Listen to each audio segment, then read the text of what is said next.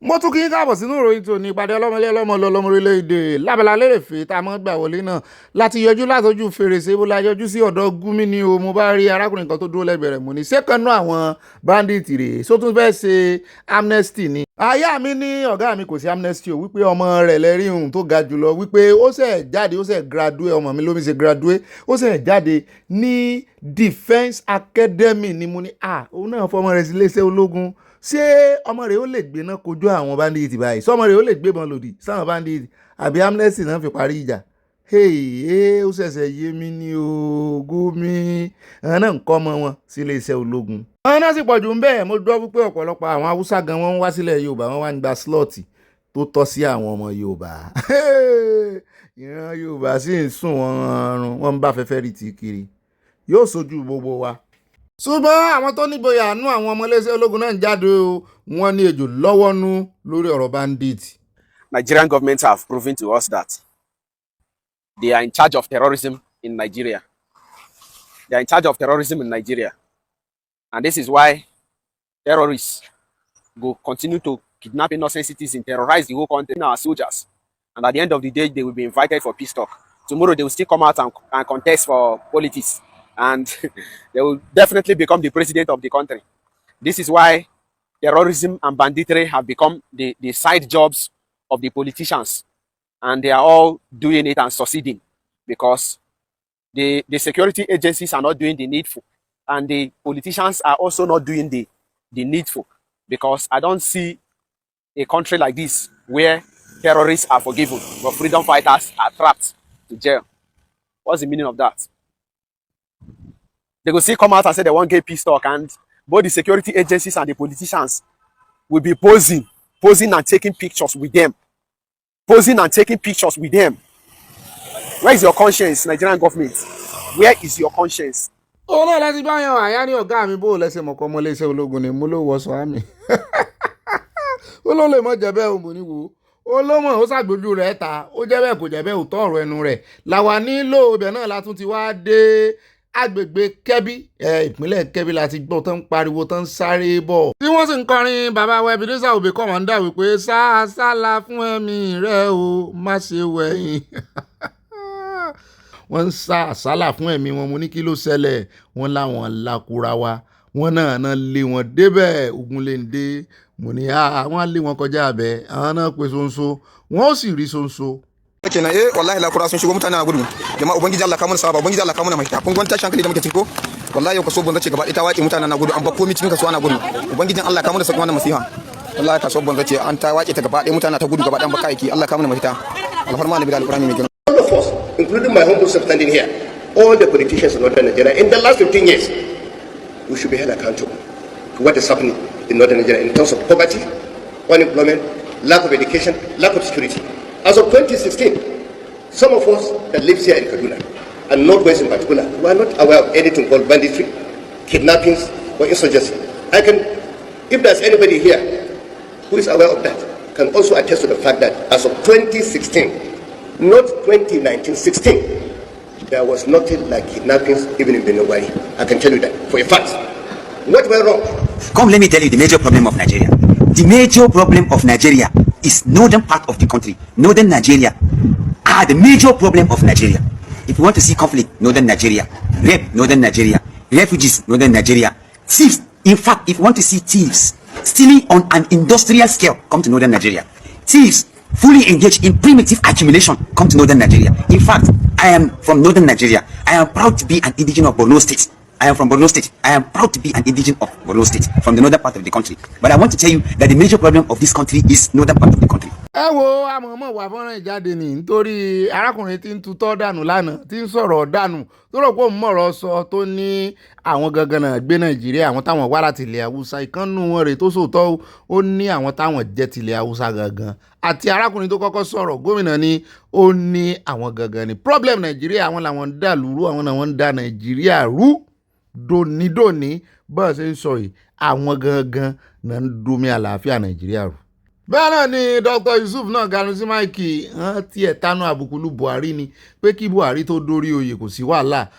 Gẹ́gẹ́lẹ́ tó dórí oyè tán wàhálà so ó fi ìpínlẹ̀ Katsina ó fi ṣe sample ó ní 24 nínú 32 nínú gbogbo ìjọba àbílẹ̀ ni o ó ní 24 ń bẹ mo ní ṣe ìjọba àbílẹ̀ tó 32 ni nílẹ̀ Haúsá bóun náà ṣe tó ṣé ìlú kọ̀ọ̀kan ìlú kéréje wọn náà ń sọ di ìjọba àbílẹ̀ ebémi náà sáàfù ń bẹ́ẹ̀ wá lọ wo Sílámẹ́ ò tó gbogbo àdúgbò kan Ìkẹjà bẹ́ẹ̀ ni mo sọ fún yín Sílámẹ́ kò tó gbogbo àdúgbò kan Ìkẹjà local government ni wọ́n ń yàn wá jẹ bẹ́ẹ̀ bá mọ̀ wọ́n ń yàn wá jẹ gan Bódìǹgà ìyẹn tóbi then Ilé-Ìlà ìyẹn náà tóbi toró súnmọ́ bọ́dà àwọn mọ́ Chad àti Niger ṣùgbọ́n Sílámẹ́ èrò mélòó ló wà ilé mélòó ló wà ní Sílámẹ́ ilé àtijọ́ bóyá la lè ka ilé 50 ní Sílámẹ́ níbi tí mo ti serve ó sì wà ń bẹ̀ dọ́là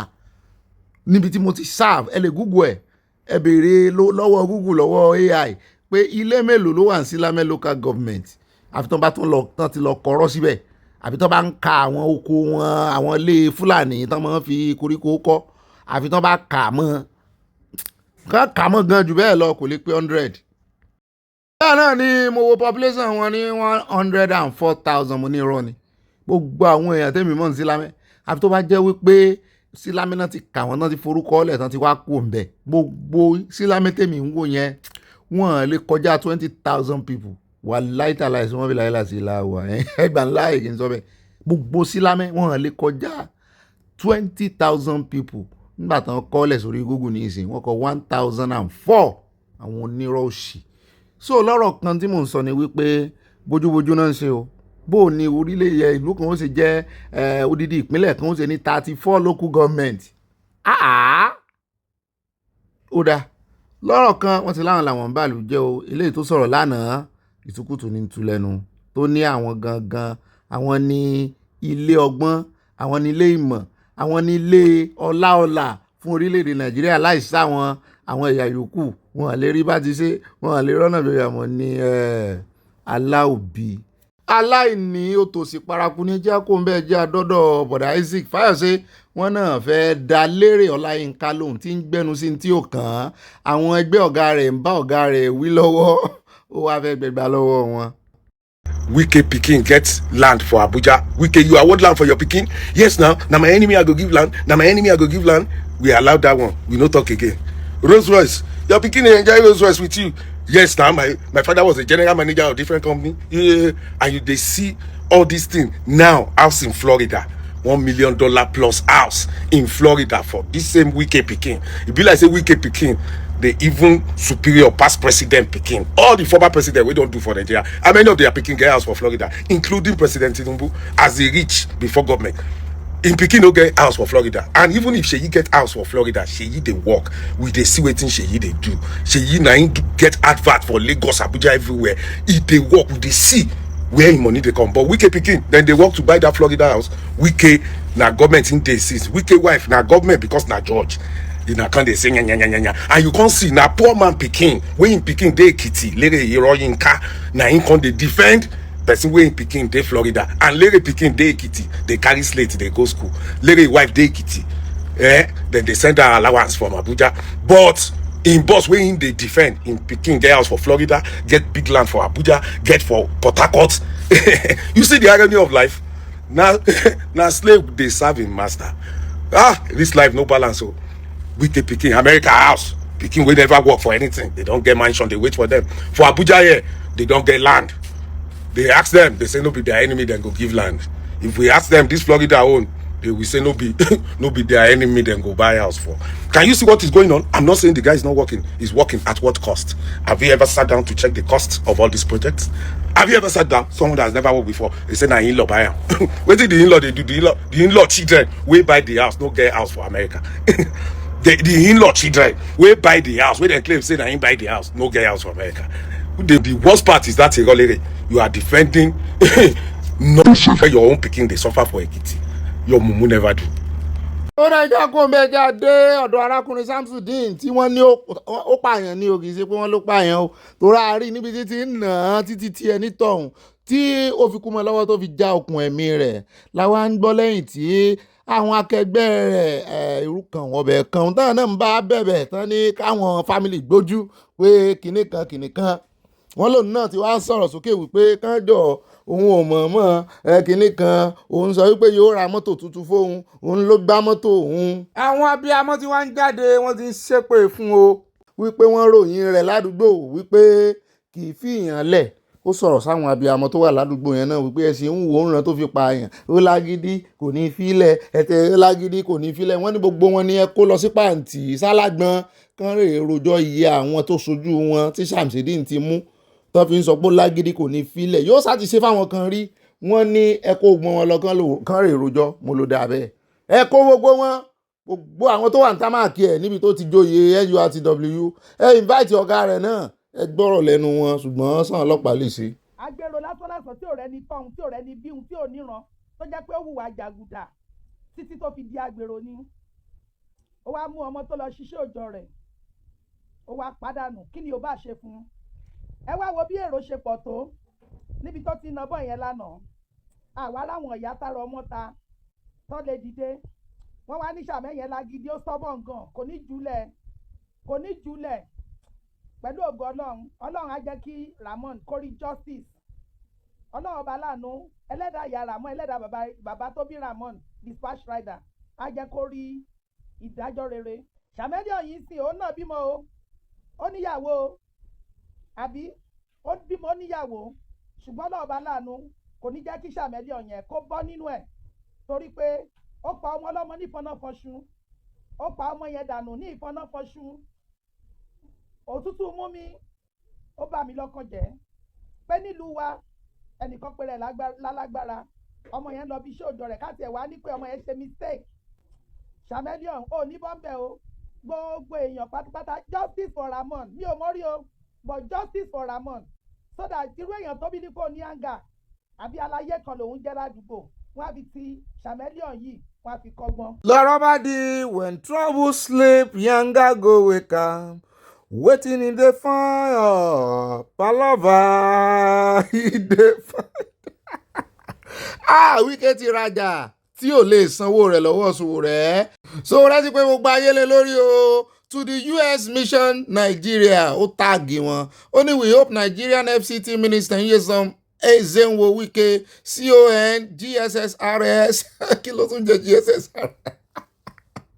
Won't escape accountability as laundered stolen funds, allegedly lọ́dọ̀ tí a to buy mansions for every member of his immediate family in Florida. Steps are already in motion towards securing an international warrant that could see Nyesom Ezenwo Wike CON arrested and extradited to the US to face money laundering charges sooner than he thinks. USA náà sì ti sọ wípé corruption no knows border and àwọn náà àwọn máa gbé ìgbésẹ̀ lórí anybody any bagger tó bá jẹ́ olórí ìlú anywhere ibi tó rí kó ti mọ́ kówó yẹn bọ̀ tó bá jẹ́ lu àwọn ló ti wá lọ́ndà ẹ̀ àwọn ò fojú ẹ̀ ṣe kínni àwọn ò fi gbólẹ̀ káwa mọ̀ wò ó ti ní ń lọ òun bóyá father in law ni bóyá mother in law ni ló ra lé fún ọmọ òun gẹ́gẹ́ bẹ́ẹ̀ sì gbọ́ lẹ́nu Isaac Fayose ó ní ọmọ in-law mélòó gangan ni in-law tó ra lé fọmọ Wike ọmọ in-law mélòó gan ló nílé ní USA ká mọ̀ wò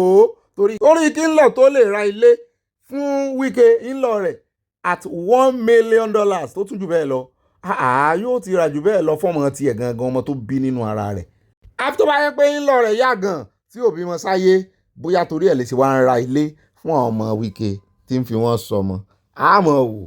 ó dáa níbẹ̀ ìyẹn sáré dé ẹ̀dọ́ níbi tá a ti rí tán wọlé mo ní kí ló ṣẹlẹ̀ tẹkàn wọlé anyhow bó ṣe wù yín odidi ilé 4 àtòtẹ́ẹ̀lì kan gbogbo ẹ̀jẹ̀ 5 kí ló dé gangan wọ́n ní àwọn tán fura sí wípé ọmọ ẹlẹ́gbẹ́ òkùnkùn ni wọ́n pé gbogbo ibi tán ń wọ̀ sí bí ìgbà tí adìyẹ bá ń wọ̀ lálẹ́ wọ́n ní gbogbo bẹ̀ ni wọ́n ń tírèsì wọn dé wọ́n sì ń wọlé wọn mo ní ilé bàbá wọn ní ilé ìyá wọn ní ilé ẹ̀gbọ́n wọn ní ilé ẹni tó wà lábúrọ̀dù tó fi pírójẹ́tì sí abẹ́ ìkáwọ́ wọn pé kó mọ̀ bá ń kọ́lé lọ wọ́n náà ń wó owó ẹ̀ lọ ní o mo lélẹ́yìn ní agbára o wọ́n ní bá sì ṣe ń wọlé tó náà ni àwọn èèyàn ò jáwọ́ nínú ẹgbẹ́ òkùnkùn ó dá ẹjẹ́ amójú wa débẹ̀ ẹjẹ́ agbọ́ lẹ́nu wọn. We got an intelligence report yesterday in Benin that some cult groups were here fighting and shooting. So as we have earlier been telling people of Edo State, there is a zero tolerance for cultism in Edo. So we moved into action, and today we are here at Hybrid Hotel for a prompt response to the call. At the moment, we've made some arrests, and the manager of the hotel is going to assist us in further investigations as we are taking him to the police station. lórí ẹjọ́ kò ń bẹ̀ já délé ẹjọ́ o lórí ọ̀rọ̀ ti Natasha ẹjọ́ tí ìjọba Nàìjíríà àti Àpábíò àti Yàyà Bello tí wọ́n gbé lòdì sí lórí wípé wọ́n ló tàbùkù àwọn ó sọ pé apààyàn làwọn àwọn fẹ́ gbẹ̀mí òun àwọn pé àwọn ló fẹ̀sùn kàn odidi àwọn pé àwọn fẹ́ já okùn ẹ̀mí òun wọ́n ti bẹ̀rẹ̀ trial yẹn báyìí ṣùgbọ́n bákanbákan trial yẹn ò lè tẹ̀síwájú nítorí wípé gbogbo àwọn tí wọ́n ná fáìlì ẹjọ́ wọ́n ní wọ́n mẹ́ẹ̀ bẹ́ẹ̀ náà ni àwọn tó jẹ́ agbẹjọ́rò Natasha wọ́n rawọ́ ẹ̀bẹ̀ sí my lord wọ́n ní objection my lord ẹ mọ̀ dá lọ́ọ̀yà Nàìjíríà lóhùn federal government wípé ẹni tó jẹ́ Anthony General pé kò láṣẹ láti lo ọ́fíìsì ẹ̀ láti máa fi dúnkùkù lájà mọ́ ìkànnà ọmọ Nàìjíríà pé ìkànnà ọmọ Nàìjíríà ní Natasha tán gbé ẹjọ́ lòdì sí pé òun ló sì kọ́kọ́ ta ìjọba lólobó nípa gbígbé ìgbésẹ̀ lọ sí ọ̀dọ̀ àwọn àjọ agbófinró wípé àwọn kan báyìí òun gbóòórùn pé wọ́n fẹ́ pa òun pé kò sí sí tó burú nínú kéèyàn kégbàjarè kán má bàa pa ó dé àti kó ń bẹ́ ọ̀dọ̀ àwọn àmì làwà yìí ó níbi tán ti ń tò fún omi kì í ṣe po omi náà ń tò fún níbi tán deploy wọn sí mo ní pẹ́lẹ́ ti pọ̀ ju bó ṣe ń tò fómi ṣé ìṣe bẹ́ẹ̀ náà ṣe tò fóúnjẹ èmi náà rántí ìgbà tí mo rè sáàfù Sókótó bá a ṣe mọ́ gbé kẹ́ẹ̀gì kiri odò rè á lò tí kànga mi yóò ti gbẹ àkóso mi bó ló ti fẹ́ rómi ẹ̀rọ ó lè jó omi kànga tó jì bí ọ̀run náà ń tò fún yìí ẹ̀sìn expect kan dáàbò bò yín kan lókunnú láti rè bá bandits àti agbésùmọ̀mí jà kò lè work. ó dá ẹjẹ́ á dé ọ̀dọ̀ àwọn ICAN níbi tí ọwọ́ ti bá arábìnrin kan tí wọ́n sọ wípé ó wá kọ exam kí tiẹ̀ sóun nìkan wọ́n pọ̀ tán wá kọ exam fún àwọn míì exam ICAN àwọn tá à ń gbójú lé wípé gangan náà bá wa ṣe ìṣirò lórí ọ̀rọ̀ transparency tó wá ti dọ̀rọ̀ ìṣúná ní Nàìjíríà wọ́n ti ẹ̀ sọ wọ́n náà mú kan tó wá bá commissioner of finance ìpínlẹ̀ kan ló wá bá kọ exam. She's not a member. She's an ICAN student. So can you please tell me your name, your address, and your phone number? My name is Libet Felix. Okay. Your Grace Junior. Bypass Grace Junior. Grace Junior. Yes. Bypass. Okay. What's your phone number? Can you please? 08033 Okay. And please, you've not answered the other question. Who is this? Sent you to write this exam? Who directed you? The owner of this something? What did you say is the name? Sarah. Sarah. So who is the Sarah? Adi. Okay, writing for Sarah Adi. She has mentioned it. That she's writing for Sarah Adi. Who is the person? Where does the person work? Where does the person work? We need the identity of the person. But you told me earlier when we were talking. You said you work. I was trying to confirm your information. You said you work in Ministry of Education, Ministry of Finance. So most likely you mentioned that the person's office. Am I correct? So the who now works at Ministry of Finance? So who was it you linked to the Ministry of Finance? Do you know that what you're telling me is not true? Because what you told me, I confirmed. I know. When she mentioned it, I checked on her CRM from office, and I confirmed the address to be the address of the person who sent her. Okay. Because I saw when she mentioned it, I confirmed. Okay, fine, good. Before I ask the question, you saw me going to open my system. I have looked using the student registration number. I have the person's data.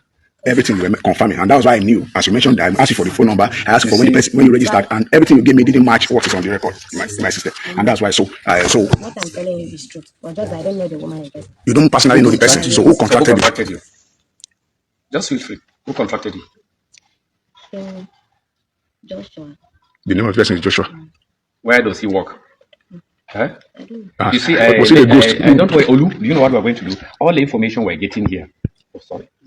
All information it's okay. All information we're getting here, we're going to get double verification from the police. Yes. Since we want to make it easy. That is it. I think that's the only thing. We'll go with the police after taking the report. Because since we are ready to say this. Since we want to make it easy. We want to make it easy for them. They don't want it. So if you give us the information, you just go. There's no need to waste our time. Do all the recordings you are doing. All of them, you check their recording. But now that they are trying to be difficult, after writing the report, go with them to police. Can you please tell me your name? My name is Abraham. Your name is what? Abraham Moses. Okay. Why are you here? I'm here to write an ICAN exam. For who? For Mr. Martins Emmanuel. Martins Emmanuel. Yes. Okay. Where do you really reside? I retired opposite Catholic Cathedral, like 6. Okay, my 6. Okay. What's your phone number? Can you mention your phone number? 070 Okay. 6243 Okay. 9681. Okay. Do you know that it's a criminal offense to write exams for somebody? Are you aware of that? I am aware, sir. You know it's a criminal offense to write exams for somebody and you still went ahead to do it. So are you being fair to yourself? Let me ask. I'm not. You are not fair to yourself. Yes, sir. So why did you do that to yourself? I was called by someone to come and write Who, exam. who contacted you? Contacted for the job? Mr. Joshua. Joshua I what? don't really know his second name. Somebody just call you Joshua, you don't know him, just contracted you. Where does he work? Not that I don't know him. Okay. But I don't know his second name. Okay, where does he work? He works with Nigerian British School. Nigeria? British School. In Jalingo here? Yes. Okay, I've not heard. abẹ́ rí nǹkan ẹni tó mọ̀wé ìlú mọ̀wé ọmọ tó bá páàsì ní àwọn òbí rẹ̀ Oyin àti bàbá àti ẹja kò ń bẹ́ o ẹja wá dé ìpínlẹ̀ Delta níbi tá a ti gbọ́ tán ní wọ́n ti ẹ̀wà ń jí àwọn ọmọ gbé lọ báyìí pàápàá jùlọ àwọn ìbejì mo ní kí ló ṣẹlẹ̀ sí rapture ti ṣẹlẹ̀ sọ́wọ́n ọmọdé nípínlẹ̀ Delta ni. You don't go for mosque now, sir. Now inside Copper, go station. They know they do anything. When we even go station, go report. That they said that they even pursue me for inside station, sir. Now 4 children I get ejime I call born 2 1. So the ejime so they call carry one of the ejime for June inside the month of June. Now they take carry one. Now the boy be this 4 years old boy. My pikin Wednesday year make her be 1 month now when they carry her. I beg, wanna help us find the children. Hear what the children say. Wanna help us. I beg, not that is to born pikin. For carry pikin 9 months, not that is. Not be say the pikin sick. Not be say want to do her. Pikin their life. Just for my mom for early carry her. I beg, wanna help us. I beg, the pay too much. The pay too much for us. I beg. I don't report the police. And now they run over. Police even tell me say I leave my pikin go to a shower and they also for market. And they leave the pikin with her grandma. Our house full of cry. And the community they know they do anything. They say our children know they miss. And our children they miss every day by day. They say our children know they miss. Oh, this story broke my heart. Kudos to you for those videos because you followed this story and you must get your due commendation. Kudos to you. Thank you. But this is your exclusive report. Thank you very much. And thanks to Jemima Buloko for following up on that story. Now we are urging the governor of Delta State, Sheriff Obowori, to look into their plight. Bimbai. Absolutely. There's so many moving pieces to this. The first is that there are reports of missing children and the police are accused of wanting to be bribed to assist these families, which is just the most heart-wrenching level of cruelty. Because I can't imagine that a parent would go to a police station and report that their child is missing and you would start trying to extort them. Again, it's allegations, but if that is what is happening, then a probe needs to happen in the Delta State Division of the Nigerian Police Force because that is unacceptable.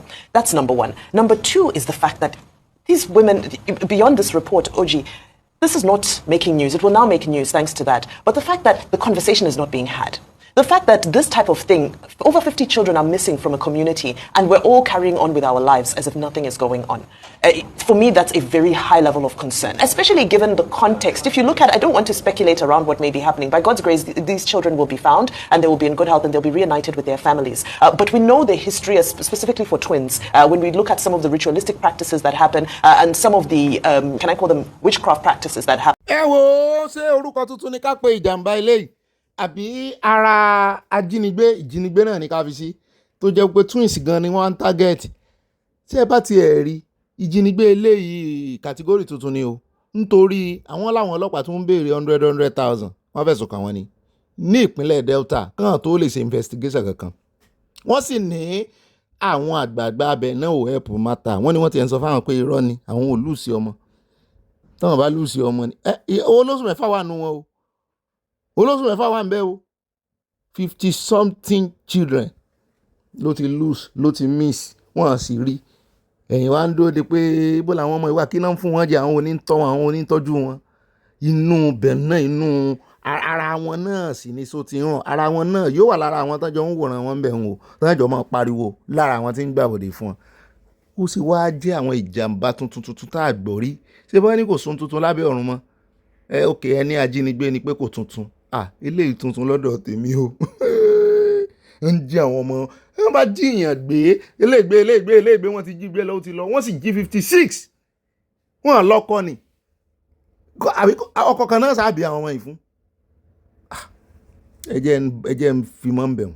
ó rẹ̀ ẹjẹ́ kó ń bẹ́ o lábàgbà ṣọ́ọ̀ṣì lọ wípé bóyá a lè rí wòlíì tí ó bá gbàdúrà bóyá ara àwọn ọmọ nǹkan kan náà látún bá lọ́dọ̀ àwọn wòlíì náà o mo ti kọ́kọ́ gbọ́rú nǹkan tó jọrú eléyìí rí ṣùgbọ́n mi ò mọ̀ pé ó lè ṣẹlẹ̀ bẹ́ẹ̀ bá gbọ́n tí wòlíì ń tú jáde mo sì lọ wò lórí ẹ̀rọ ayélujára mo rí táwọn èèyàn tó ń rọ́ lọ ṣọ́ọ̀ṣì ẹ̀ tán ń wọ́ tẹ̀lé lẹ́yìn mo ní òpin ayé ti dé bá Nàìjíríà wọn tí ì mọ̀ ni. Ó lóun lòún gbàdúrà fún ọmọ arábìnrin tó fi lọ Australia, ó lóun sì fẹ́ lé òun fẹ́ fà padà wálé tí ò bá fún ní $1,000. Mo bá rántí wàhálà tó ṣẹlẹ̀ láàrin Tọ́pẹ́ Àlàbí àti kí lorúkọ pásítọ̀ rẹ̀ ìgbà kan náà tí wọ́n fẹ̀sùn ó ti kú báyìí, tó ń bínú sí Tọ́pẹ́ Àlàbí pé inú ṣọ́ọ̀ṣì ló ti méèkì ẹ̀ ló ti rógolo ṣùgbọ́n kò wá san tithe nínú ṣọ́ọ̀ṣì òun. Someone asking you to look for a land. Yes, sir, my daughter. And you are looking for land now. Yes, sir. To buy. Yes, sir. Come. I see you having problem with your daughter because of this land. Yes, sir. Because you end up buying a wrong land. Yes. He has already done that. She buy the land and now we have problem with the people. So we found the money now. Found the money? Yes, sir. Why don't you people always take counseling from Jagaban? I'm the main Jagaban. Any other Jagaban is a fake. Yes, sir. I'm seeing something. Your daughter, was she a member of this church? Yes, sir. Yes, sir. She left from here? Yes, sir. Yes, sir. So true, sir. I prophesied for her. Yes, sir. That yes, she sir. will travel. Yes, sir. And I pray. Yes, sir. She got a visa. Yes, sir. She traveled. Yes, sir. Australia. Yes, sir. So true, sir. Yes, sir. She's now understood, sir. Wait, now she don't dey buy land? Yes, sir. Is it up to 2 years? Yes, 2 years. Just 2 years? Yes, sir. 2 wow. years. She dey buy land, she never buy for me. Me, we pray. Let me dey scam am. And they will still scam her again. I have raised people. Oh. Imagine someone they were paying 800,000. In the bank, yes, sir. 800,000. Yes, sir. Yes, sir. And the day I told her you will get a visa, you will travel. You know, yes, you sir. believe. So true, sir. Visa came from 2 years now. She has started buying properties. Yes, sir. Yes, sir. Tell her that I says if she need a massive restoration before the end of this month, let her make sure she give me $1,000. Yes, sir. She's watching you now. She's watching me now. Yes, sir. Okay, if you're watching me now, call your mother now. Let me tell you now. You have phone, eh? Go bring mother. This is money. Let's restore. It's calling. Okay. Hi, hello, Daddy. How is I want to deport you the way I send you there. Please. I'm in my altar, and anything I say here is sure. Shush. I know, sir. All right, the Lord revealed to me that there is a land issue. Yes, sir. Why don't you call your spiritual father? I was trying to send you a message since last week, but I keep on forgetting. Now, the task is, talk say the Lord, not be me, for this case to end, and for you not to fall under victim. Yes, sir. $1,000 should enter my hand before the ending of this month. Okay, sir. If you don't enter, you know your documents is very close now, eh? Your documents just have. Yes, sir. Why are you laughing? I'm a prophet, I'm seeing. So I know. your documents is very close now for them to approve everything. So you can talk to citizen. Just a small thing I hold on. Well, that small thing I hold on there inside my pocket. As soon as I put the $1,000, then I'll bring out the thing. I don't even get to my pocket. Sir. Amen. Today is what? Sunday. Okay, I'm giving you and your mother 7 days from now to Sunday. If I don't go find that $1,000, the way I take you there, I will deport you. The oracle Please, sir, please. has spoken. Rí màmá náà, ayé ọmọ rẹ̀ mi bàjẹ́, òde mi bóyín, aláwọ̀ kù. Ayé ọmọ rẹ̀ mi bàjẹ́, òde mi bóyín níbẹ̀, òun bóyín sí ọmọ nú rẹ̀, ọmọ tí ò lè bí. Bí èrì bí tẹ́ ti mọ̀ wípé irọ́ ni ń pa torí mo ti lọ wo oríṣiríṣi tó ṣe lórí kíní. Àbá àrọ́mọ ọjọ́ ẹ̀ ń bí. Mo ti lọ wo oríṣiríṣi àwọn ìsọkúsọ tí mo ń sọ tó ní ẹni tí òun bá ti anybody tó bá tí tán bá ń fẹ̀sùn kàn pé òun mọ̀ ṣe arrange miracle pé tóun lórí láti ṣe arrange miracle kó bọ́ta kó wá tú òfófó òun pé tí ò bá ní kú lójú ẹsẹ̀. Mo ní ṣé rí ọ̀pọ̀lọpọ̀ wọn kì í ṣagbára Jésù náà lò. Rí pa sọ̀rọ̀ kan lọ́jọ́ sí tí wọ́n ní wọ́n regulate wá sí àwọn mùsùlùmí ní Niger. Ṣérú eléyìí ṣe ọ̀kan kan máa regulate wọn. Ìyá yẹn ni mo rí bú, wọ́n ti po nǹkan mọ́dà, wọ́n ti pò pọ̀ mọ́ fún wọn. Ọ̀pọ̀lọpọ̀ náà wà tó jẹ́ wípé bó ṣe ń rìn káàkiri nìyẹn o, wọ́n ti wọ ọwọ́, wọ́n ti kó sọ́wọ́. Ọmọ yẹn ní 800k bí tí mo ti mọ̀ pé rọ́ ló ń pa nìyẹn. Ọmọ yẹn ó ló ń ní 800k kò tó kò Nàìjíríà, just 800k ní báńkì. Òun wá ló ń rí visa lọ Australia. So fẹ́ lọ mọ́ sáwó lọ Australia ni. Australia. So fẹ́ rè mọ́ sáwó ní Australia ni. O tún wá fẹ́ béèrè ẹni tó ń gba 800,000. In fact, o lè béèrè 1 million lọ́wọ́ ẹ̀. O lè béèrè 1 million lọ́wọ́ ẹ̀ bó ṣe ẹ̀mejì ni ó fún ọ. Ẹni tó ń gba 800,000 Nàìjíríà. Tó bá tó mùmù dé church ẹ̀ tó yìí tí ìyá rẹ̀ náà mùmù. Tó bá béèrè 1 million lọ́wọ́ ẹ̀. Ebo wo ló fi èèwọ̀ ló kówó tó fi ṣe travelling fún ni. Yóò yọ fún ọ wípé òun believe nínú pastor yìí. Ó wá dé lu òyìnbó tán, òun ralẹ̀, òun kà sí lọ́rùn pé ìjọ wo ló lọ. N tó wá rí béèrè náà ní 1.5 million. Àbí kò mọ iye tí $1,000 jẹ́ ni. Eléyìí tí yóò gégùn fún ọmọ lọ́mọ. Yóò sì fi nǹkan sórí ahọ́n gégùn fún ni. Oríṣiríṣi pulpit. Ṣé a rí pé bó ṣe wà líkì ló wà ní gbàǹjà? Ẹ̀yin Mùsùlùmí, à ń sọ̀tàn Kìrìsìtẹ́nì fún wọn báyìí ibi tán sodo síre o. Kàn máa gbáyàn. Àwọn àgbà yahoo wọ́n pọ̀ nù ṣọ́ọ̀ṣì. bàbá ń sọ tí náà fún yín pàápàá jùlọ lórí ọ̀rọ̀ jihadism pípààyàn ìkan burú jù kan lọ ṣùgbọ́n ẹsẹ̀ gbogbo ẹ̀ ìwà ìpànìyàn ò dáa eléyìí náà ń ba ayé èèyàn jẹ́ ni irú kan kàtígórì kan náà ó kàn yẹ pé dìpátímẹ́ǹtì tó ní kálukú wọn wà nínú ọ̀run àpáàdì yóò yàtọ̀ ṣùgbọ́n iná kan náà ni ó jọjú wọn. ọjọ́ tá a bá sì sọ tàwọn oníṣẹ̀ṣe náà kẹ́ ẹ bínú ṣé ẹ ti gbọ́ wọ́n ti fẹ̀sìn bà Nàìjíríà jẹ́ gọ̀lúgọ̀lú ọlọ́run làwa ń ṣe gọ̀lúgọ̀lú tẹ̀lé a ti pẹ́ jù náà lérè fẹ́ mọ́ bínú bó ṣe bá dé lónìí nù àní pẹ́ tó báyìí nù àkójọpọ̀ ròyìn tá à ń lọ o.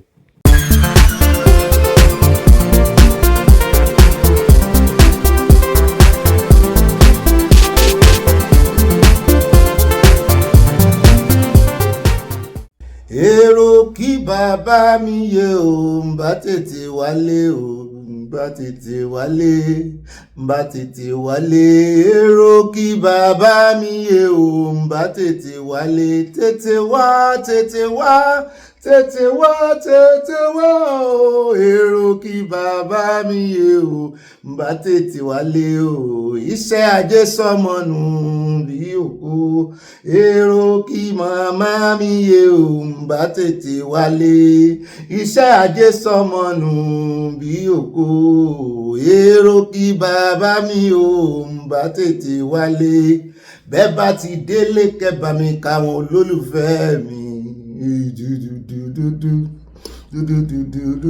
àní tẹ́ bá ti délé kẹ́bà mi kí bàbá mi iṣẹ́ ajé sọmọnù bí òkú bá tètè wálé iṣẹ́ ajé sọmọnù bí òkú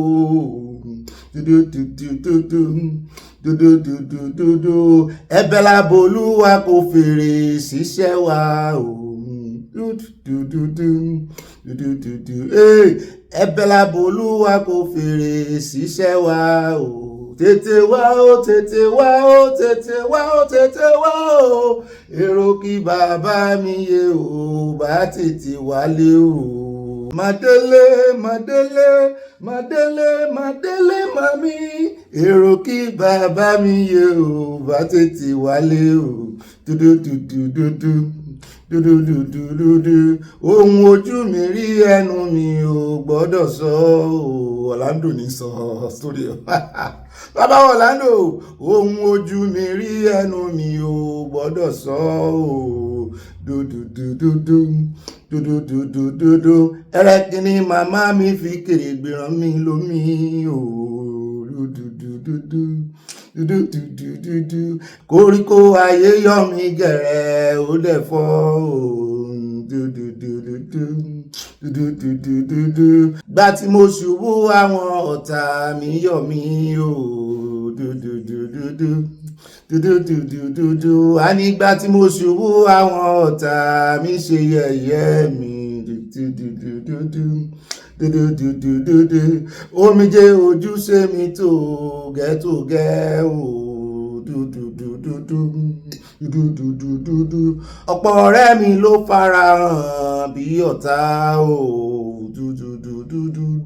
dúdúdúdú ṣùgbọ́n bólúwa fẹ́ máa lékè ọ̀tá mi o màdélé màdélé màdélé màdélé o ẹ̀bẹ̀ làbòlúwa kò fèrè síṣẹ́ wa o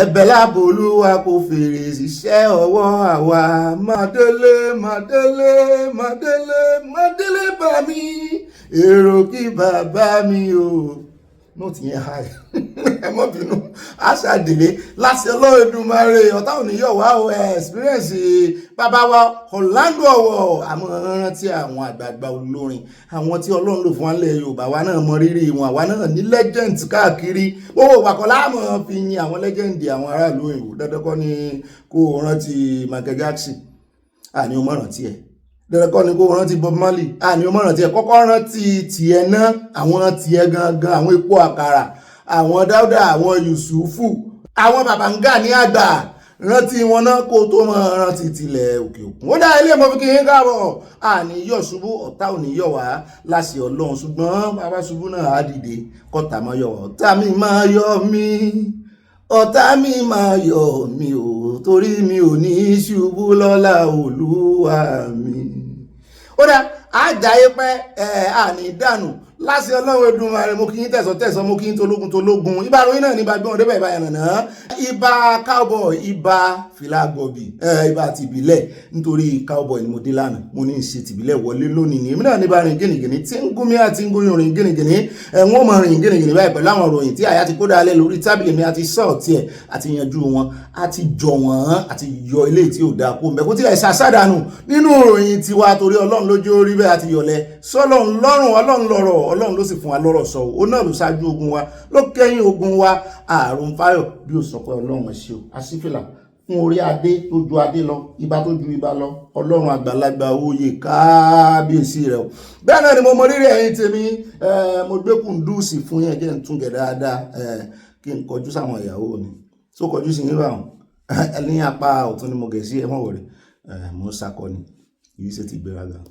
mo fẹ́ fẹ́ obìnrin lẹ́yìn èmi náà ní ìbálọ tààràtààrà tọrọ bá ti di ọ̀rọ̀ òtítọ́ àtòdodo sàn láàrin ajẹnimú ní pẹkọrọ ẹ tún lè pè mí ní ibà confam ẹ̀kọ́ tó sẹ́ndẹ̀ mọ́bọ̀n gbéròyìn fògànà o ìròyìn tó bá lè confam ẹ̀ mọ́bọ̀n gbé o béèrè rìsíìtì tó bá ṣe mistake gbé ibi tó ti ṣe mistake náà ní kó padà sí kó rèé tọrọ àforíjìn kó sì ṣàtúnṣe kò jù bá náà lọ ìbáwíyàwó kọ̀báwí ń bí o ṣùgbọ́n ìfẹ́ làwọn fi bára wa torí ẹ̀ náà ṣe pè mí ní ibà ìfẹsowápọ̀ ayọ̀lá fi ń pọ̀ ti gbogbo nǹkan àwọn onírònú Ọlọ́run ló ń bá wa ṣe gbogbo àti yọ̀lẹ́ sọ́lọ́run lọ́rùn torí ẹ̀ náà ṣe pè mí ní ibà múlùdùn èmi náà ni mò ń jẹ́ ibà ọ̀pàpà parada níbi tí àyà ti ń parada tí ń dọ̀gá rẹ̀ parada yìí dá àyà èmi náà ní bá sàn láàrin ajé ní mú ní pẹ̀kọ̀rọ̀ mọ́ rìn sàn iwájú onírọ́ o iwájú olódodo ní kó ti rìn sàn ó bá rẹ̀ ti ń parọ́ fún ọ tí ń bẹ̀lẹ̀ ń gọ tí ń ṣe àyídáyidà sí ọ ìwọ náà lo àyídáyidà fún bọ́ bá gbé àyíníke wá ìwọ náà gbé àyíní padà fún kò jù bá náà lọ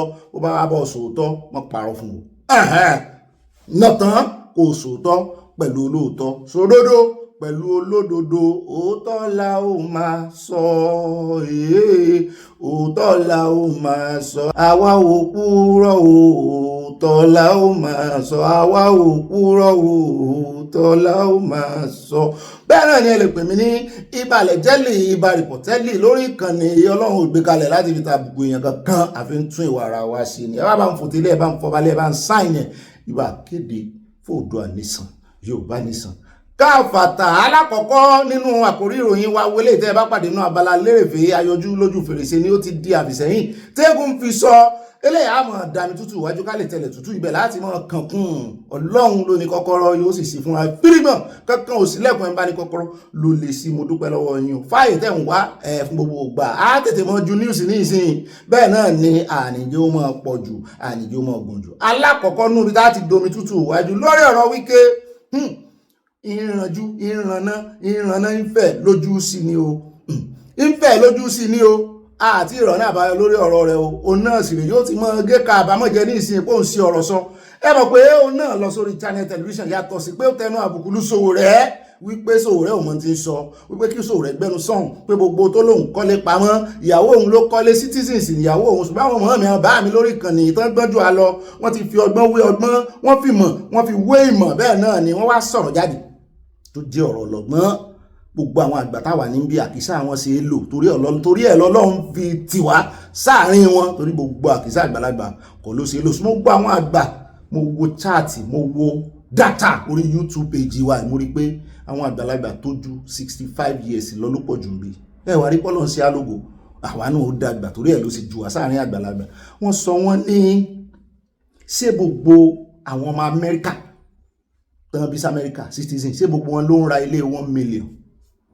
mo ní abẹ́ẹ̀rí ọgbọ́n gidi tán fi bá ń wú ọ̀rọ̀ yìí tí Wike jáde tó rò pọ̀ ń lè sọ̀rọ̀ òun ó sọ̀rọ̀ ọmọ Amẹ́ríkà ní àwọn ọmọ òun ìyàwó òun náà Amẹ́ríkà náà ni nítorí ẹ̀ ó lẹ́tọ̀ọ́ láti ra ilé 1 million wọ́n sì ní ó tún wá ní ńlọ òun ló pààsì ẹ̀ ló rà lórúkọ àwọn ọmọ òun ńlọ rẹ̀ ìyún kọ́ la wá sọ tí sì ń sọ̀rọ̀ náà ní ti ń gara kóhun ó sọ̀rọ̀ sẹ́ ẹ jẹ́ kóhun jábọ́ kóhun rébọ́ kóhun sọ bó ti nú òun kára àwọn lè fúyẹ́ ó di ẹrù ọ̀rọ̀ ó di sára ó ti wá wúwo jùlọ ó ti ń rẹ̀ ló wà ní ẹ jẹ́ kóhun sọ ẹrù ìkalẹ̀ síbí ó sọ kalẹ̀ sí channel ó dárúkọ arákùnrin kan tó jẹ́ ọlọ́pàá ó wà ní active service lọ́wọ́lọ́wọ́ in fact ó ní head of monitoring team fún IGP olórí gbogbo wọn pátápátá ó ní apànìyàn ni ó là mọ́lẹ̀ ní bí ẹ̀mẹ́ta ló tún sọ fún Seun Channels ó ní apànìyàn ni èmi náà bá wò wípé ṣé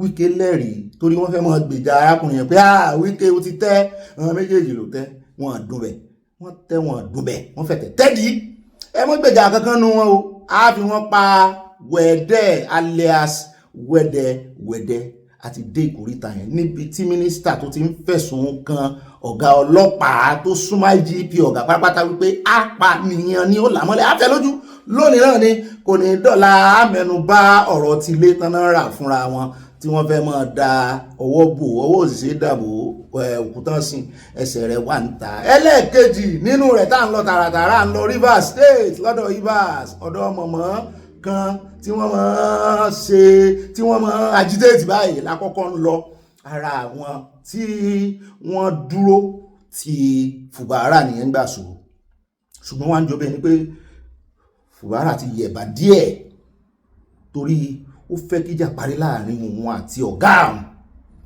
ṣùgbọ́n inú àwọn ará Rivers yóò dùn sí lọ tààràtààrà pàápàá jùlọ wọ́n wá ń pè wípé àwọn fẹ́ mọ tí òun àti Wike jọ tọwọ́ bọ̀ àwọn fẹ́ mọ tí ọ̀rọ̀ peace àlàáfíà tán fẹnu kò sí àwọn fẹ́ mọ tó dálé lórí kí ni condition tó wà ń bẹ clause wo lẹ́ ń fi pamọ́ fáwọn bí tó ti ń sọ yẹn náà lọ́wọ́ bẹ́ẹ̀ náà làwọn ilé ìgbìmọ̀ asòfin bẹ̀ àmọ́ ń play script fún wa ni bóyá wọn á tó pa inú ẹ̀ mọ́ bóyá nǹkan fẹ́ ká mọ̀ nǹkan fẹ́ ká rí dábàárí tán pariwo àti ariwo lẹ́yìn níwájú lọ́tún lọ́sì àwọn ọmọ Rivers náà bá gbé náà bá ń pariwo lé Ibas lórí ọ̀gágun tán lọ fi jẹ kínní bẹ̀ lóṣù mẹ́fà nígbà tán declare state of emergency náà bá ń kọrin fún wípé àwòyẹ ẹsẹ̀ rẹ̀ wò àwòyẹ ẹsẹ̀ rẹ̀ wò kó tó wọlé ògo àwòyẹ ẹsẹ̀ rẹ̀ wò nígbà tí fẹ́ sàkóso mọ́ ẹsẹ̀ ń bá mọ́ mi ìgè òye yín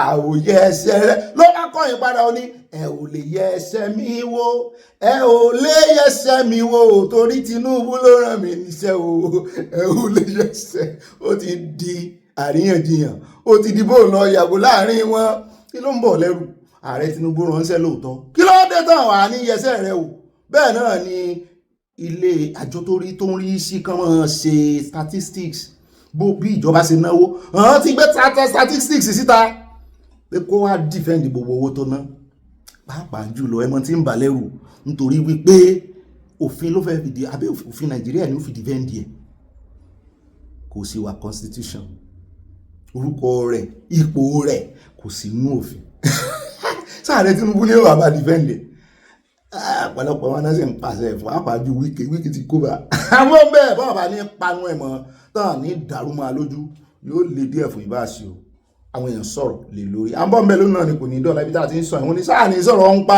politics ni mo ní àwa ń dúró tá a fi wọ́n ṣẹlẹ́yà ni wọ́n nìkan rèé wá fi wọ́n ṣẹlẹ́yà ń bì pé wọ́n ń fira wọn ṣẹlẹ́yà àwọn èèyàn gọ́ọ̀ mo ní ta nínú wọn wọ́n ní Kwakwanso tó yarí pátápátá pé wọn ò ní ṣe òun ò ní bá APC ní nǹkan kan sí pọ̀ wọ́n ló ti kọ́rọ̀ rẹ̀ jẹ wọ́n ní mass báyìí mass ló ń gan ló mobilize àwọn ọmọ ẹ̀yìn rẹ̀ ọmọ lẹ́yìn rẹ̀ wọ́n lòun ló tún wá ń wò wọ́n báyìí tó ń sọ fún wọn wípé ẹ mọ̀ wọrí ibi tó ń kó yín lọ òun mọ̀nà òun ò ní kó yín lọ́rọ́ lọ agbami ẹ̀ ní ìdánù lọ́wọ́ òun wípé òun ò ní gbà kan use and dump àwọn mo ló ti dán ibi tá a ti ń sọ ẹ náà lọ́wọ́ láyà ti sámi bẹ̀rẹ̀ papọ̀ pé ọ̀gá mi pé òun jọ bí ẹni pé wọ́n ti fi ẹnu ọ̀nà àti jáde àbájáde hàn under my boot mo ní kí ló dé ó ní tó lè mú Kwakwanso darapọ̀ mọ́ ẹgbẹ́ APC tí a jẹ́ wípé nǹkan sẹ́nu rẹ̀ fún nìyẹn ó ṣe é ṣe kójú òun ní ó gba ipò under my boot mo ní àwọn tó ń ranjú mọ́pọ̀ yẹn pọ̀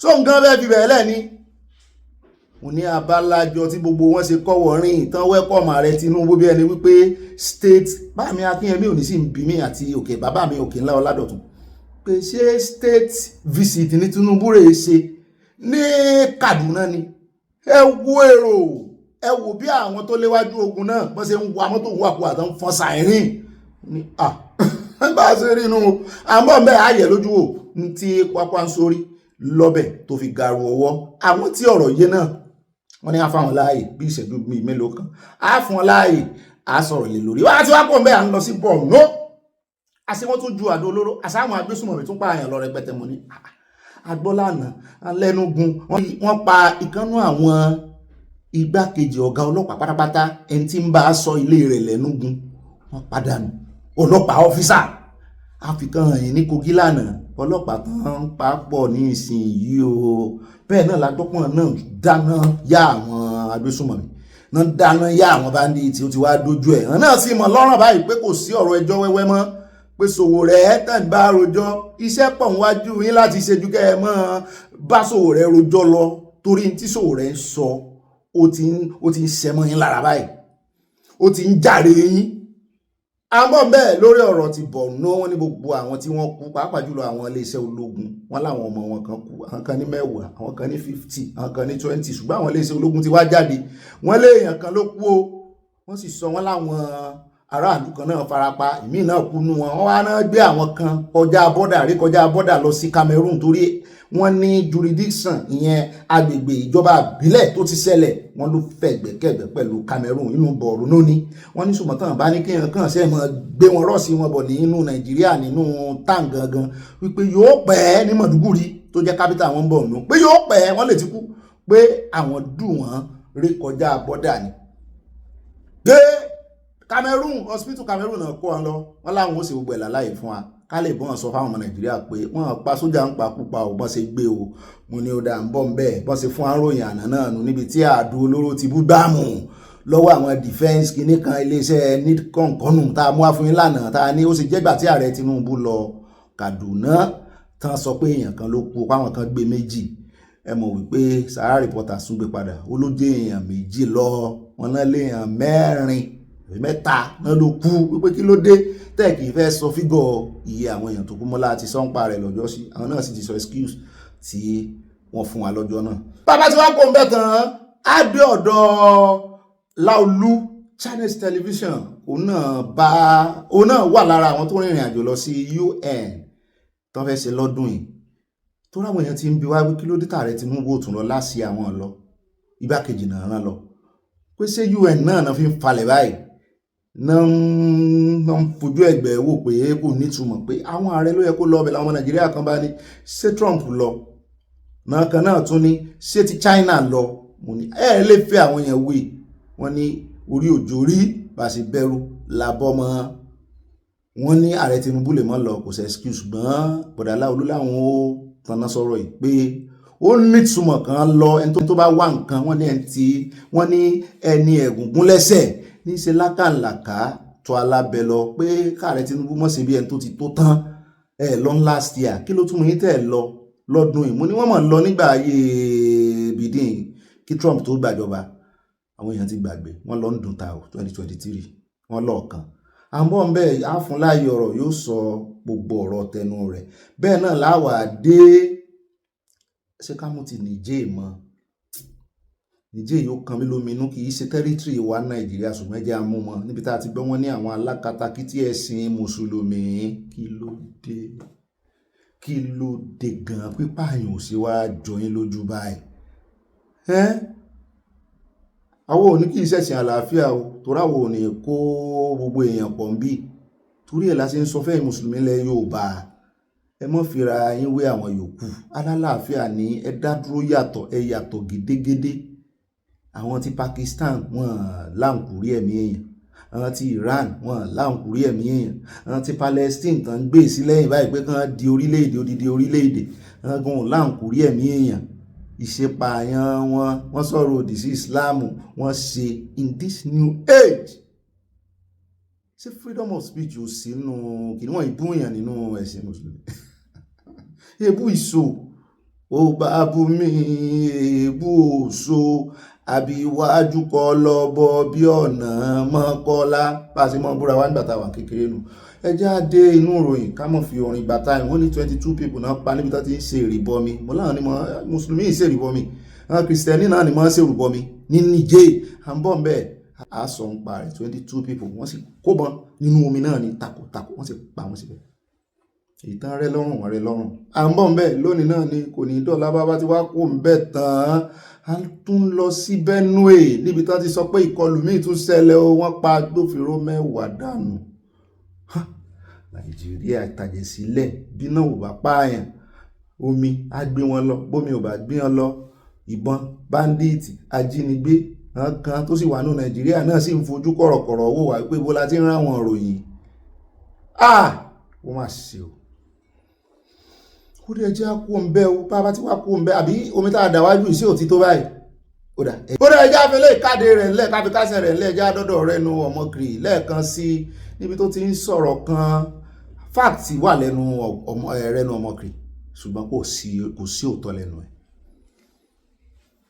ó dá yàtọ̀ ẹ mọ̀ pọ́n kan máa ní fáàtì wọ́n máa sọ fún ọ pé níbí báyìí wọ́n kọ́ ilé alájà mẹ́ta síbẹ̀ tó bá débẹ̀ ó bá ń bẹ̀ ṣùgbọ́n kò sí òótọ́ lẹ́nu ẹ̀ ó lè délé alájà mẹ́ta yẹn kó rí pé wọ́n ti wó tipẹ́ yóò sọ àmọ́ sọ fún wọn wípé lọ́wọ́ lórí máàpù wọ́n ti wó ilé alájà mẹ́ta ló wà ń bí tẹ́lẹ̀ so yóò mọ̀ sọ fún wọn wípé bí ẹni kó wà ń bẹ̀ báyìí bẹ́ẹ̀ lọ̀rọ̀ rẹ̀ nù sí ó sọ àwọn ọ̀rọ̀ kan tí mo róye inú ọ̀rọ̀ rẹ̀ mo kàn fẹ́ ká gbọ́ torí ó sọ̀rọ̀ ó ní Nàìjíríà ó ní is oil poor country ládùúrú ọ́ìlì tí Ọlọ́run fún wa lágbàáyé gan tó bá ní gbogbo àwọn country tó ní ọ́ìlì kan bọ́ta wọ́n dárúkọ Nàìjíríà Qatar wọ́n wà lára àwọn tó gbégbé orókè àti natural gas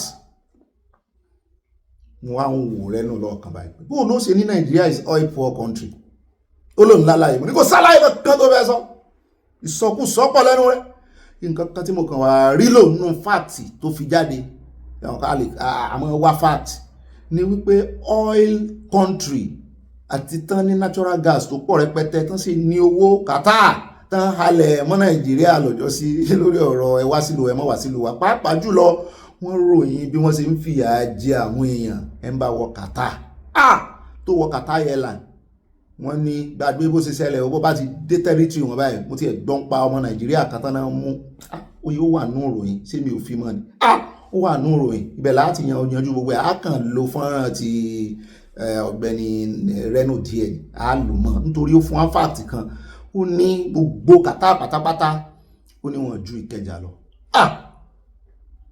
ó tún ti dé Reno ó ní bẹ́ẹ̀ ni ó lèmi náà bá gbà sí orí AI ChatGPT mo bá rí bẹ́ẹ̀ lóòótọ́ nígbà tá a tún wá yọ wọ́n kúrò tá a ṣẹ wọn bí ògì tá a gbọ̀n wọn bí ìgbà téèyàn bá ń gbọ̀n èlùbọ́ brown èlùbọ́ dúdú ní jẹ́ bẹ́ẹ̀ ló bá di wé iye àwọn tó jọmọ onílùú gan citizen gangan wọ́n pé 1 million ẹ sì lówó tó yìí ní tí Reno rínú tó fi ń sọ pé Nàìjíríà is not oil rich country wípé òun ó fi population per capita ó fi wò ó mọ ní bá nǹkan náà ṣe ń wò iye ọ́ìlì tó bá rí èèyàn kan orílẹ̀-èdè kan ò bá ní ọ́ìlì tó pọ̀ tó rọra ní èèyàn kékeré kí wọn náà ní ọ́ìlì tó pọ̀ orílẹ̀-èdè míì káwọn ní èèyàn tó pọ̀ mọ́ fi èèyàn per capita wò ó kò sí téèyàn ò lè fi ọ́ìlì dá kò sí téèyàn ò lè fi iye ọ́ìlì téèyàn ní dá lára a sì sọ lánàá tí Haúsá kan sọ pé in the next 15 years ọ́ìlì Nàìjíríà ó tàn tá a nírọ́ ni in the next 64 years wọ́n sì ń gbádùn rẹ̀ lọ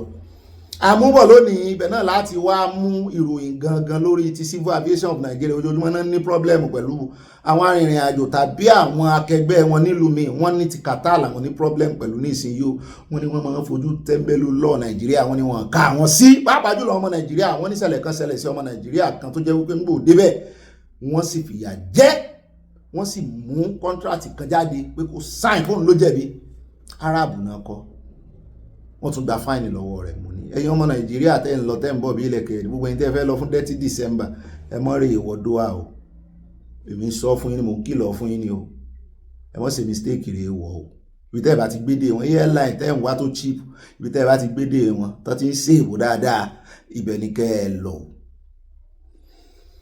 àárín ìjọba ìlọrin gbogbo àwọn àkórè òrìn wa ní pápá àpẹjẹ àyà fọ́tò wa já bọ́ sínú abala tí ó mọ̀ tẹ̀lé abala sanawọlé abala news flash tàbí flash news ẹ ti ṣe tán ẹ ti dẹ̀ǹgẹ̀ pose àwọn bá mi fẹ̀sùn kàn mí lánàá wọn láwọn ìyàwó mi ni mọ̀ mọ́ pè síwájú obìnrin ló ní so obìnrin ni ó gbé obìnrin ni ó gbé bọ́kùnrin bá kọ Jésù sí ilẹ̀ obìnrin ni ó gbé ṣùgbọ́n ọkùnrin ló pọ̀ jù bí ìyá mi ọmọbìnrin ẹ bá ń gbé gbòsà fáwọn ọkùnrin àwọn bàbá wa ọkùnrin ló pọ̀ jù bí YouTube ló sọ bẹ́ẹ̀ lánàá mo jókòó ti báyìí mo wo dátà ọkùnrin ni wọ́n ló pọ̀ jù bí àwọn bàbá wa mo ní mi ò mọ obìnrin ló pọ̀ jù tẹ́lẹ̀ o USA pọ̀ bí ẹ bá ń gbé kúndùsì fún wọn ẹ bá ń ṣe pàkàṣíyàn Nàìjíríà ló tẹ̀lé UK ló gbégbá ló ṣèkejì tẹ́lẹ̀ UK ti já sí nọ́mbà 3 ẹ̀yin ará UK ń bínú sí àbí ráàyè tí a mọ̀ it is well ó dá ẹjẹ́ ẹ̀yàmọ́ tó wá o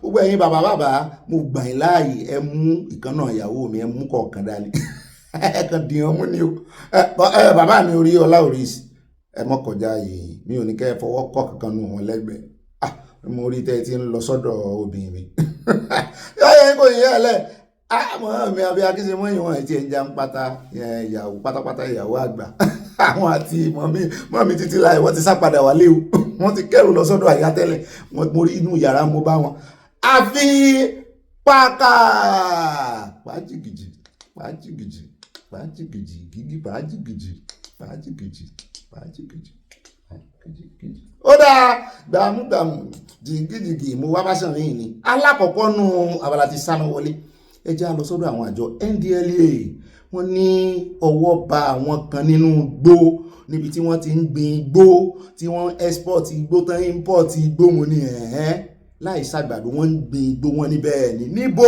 ló ti ṣẹlẹ̀ wọ́n ní Plateau NDLEA boss cannabis farm gbogbo ẹgbẹ́ rẹ̀ ń gbísù ìwọ ń gbígbó ṣùgbọ́n lórílẹ̀‐èdè tí wọ́n ti gba igbó láàyè wọ́n ní wọ́n ń fi igbó dára wọ́n ń fi igbó pa owó wọlé wọ́n náà ń lò fún medication wọ́n ní ọ̀pọ̀lọpọ̀ medication gan igbó kéékèèké bíntín small proportion wọ́n ló wà nínú oògùn tá à ń lò wọ́n sì lò dáa fáwọn nǹkan kan tó ń fi ṣe wọ́n ti ẹ̀ lóògùn kan wà tó yẹ pé igbó náà fi ṣe ó níbi kan bí wọ́n ta wọ́n legalize igbó ń bí yìí o ṣùgbọ́n kì í ṣe irú igbó Nàìjíríà kì í ṣe igbó Fẹlá kì í ṣe irú igbó Jamaica ó láwọn igbó kan herbs ní inú machine náà ti ń tà wọ́n lọ tí n bá tún kọjá àmùsì dìbẹ́ lónìí o nídìí ATM ẹgbẹ́ rẹ̀ ló wà wọ́n ti kọ́ síbẹ̀ ó ní specification o kàn lè dédé lọ rà ṣùgbọ́n bọ́ ọba máa rà náà igbó tán ti refine igbó wọ́n ń tàbí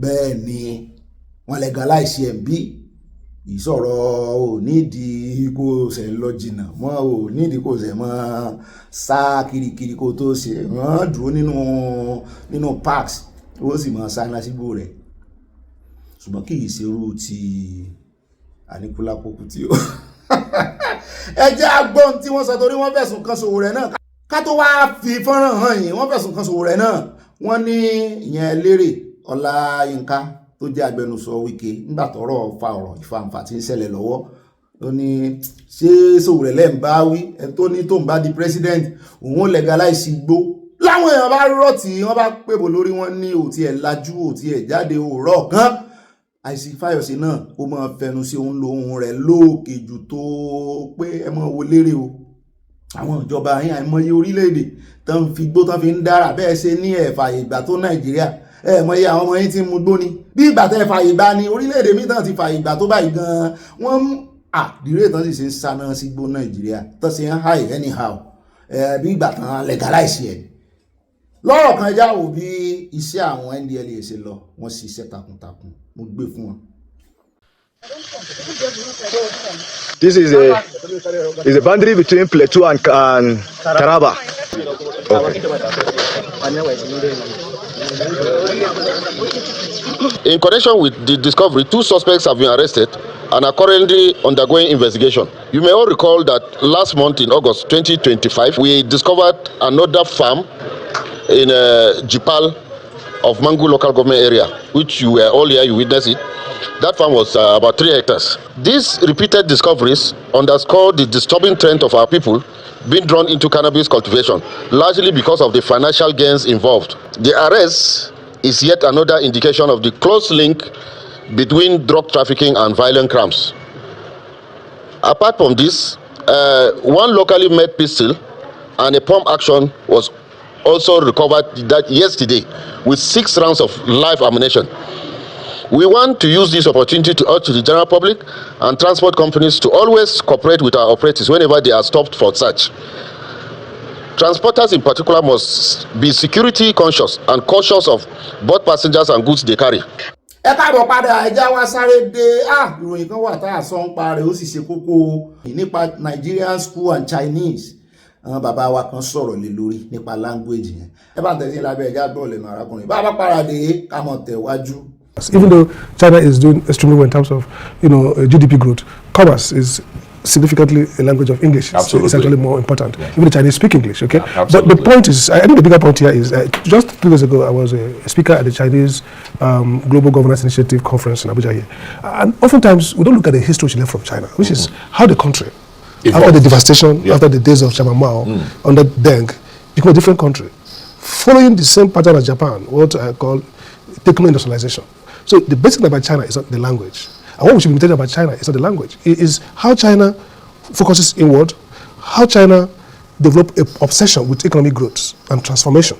And these leaders did everything. In fact, for China, if you look at the model, we do our laissez-faire economy, or privatize. China didn't privatize. China went to market through the town-village enterprise. China did centralized improvisation. So the central government and the locals improvised to do. So learning Chinese, it doesn't make any sense. First, China copied Japan. They didn't learn Japanese. The first Asian country, the economic miracle was Japanese. Absolutely. China, Korea, South Korea entered. China came in. Now, none of these countries emulated through language copying. They emulated because they led the pattern. They saw the focus on technology and innovation and industrialization, and they built around it. So it's so local. I mean, for scholars to say, oh, if you want to be like China, then go and learn Mandarin. No.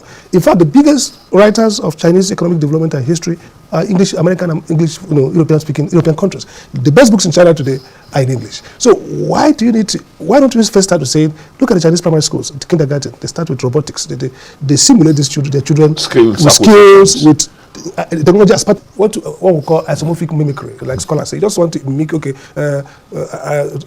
Chris used to wear black tie, so if I wear a black tie, I'll speak like Chris, or I'll anchor stones like Chris. That's what we're doing in the 21st century. It's really baffling where the Nigerian education is those who put that curriculum together. That's not what we're looking at. Why are they not even emphasizing the local languages? I remember when some of us, started primary school then. The first 3 years of the medium of instruction was in the local language. So you have to, primary, kindergarten, secondary, and network it in a way that each stage reinforces each stage. So for example, if you look at education policy, the objective get lost. So we have the 6-3-3 system. Now, disruption. The idea was after the first 6 years of primary school and the third year, you have to acquire and show some indication whether they're going to go to technology, into commerce.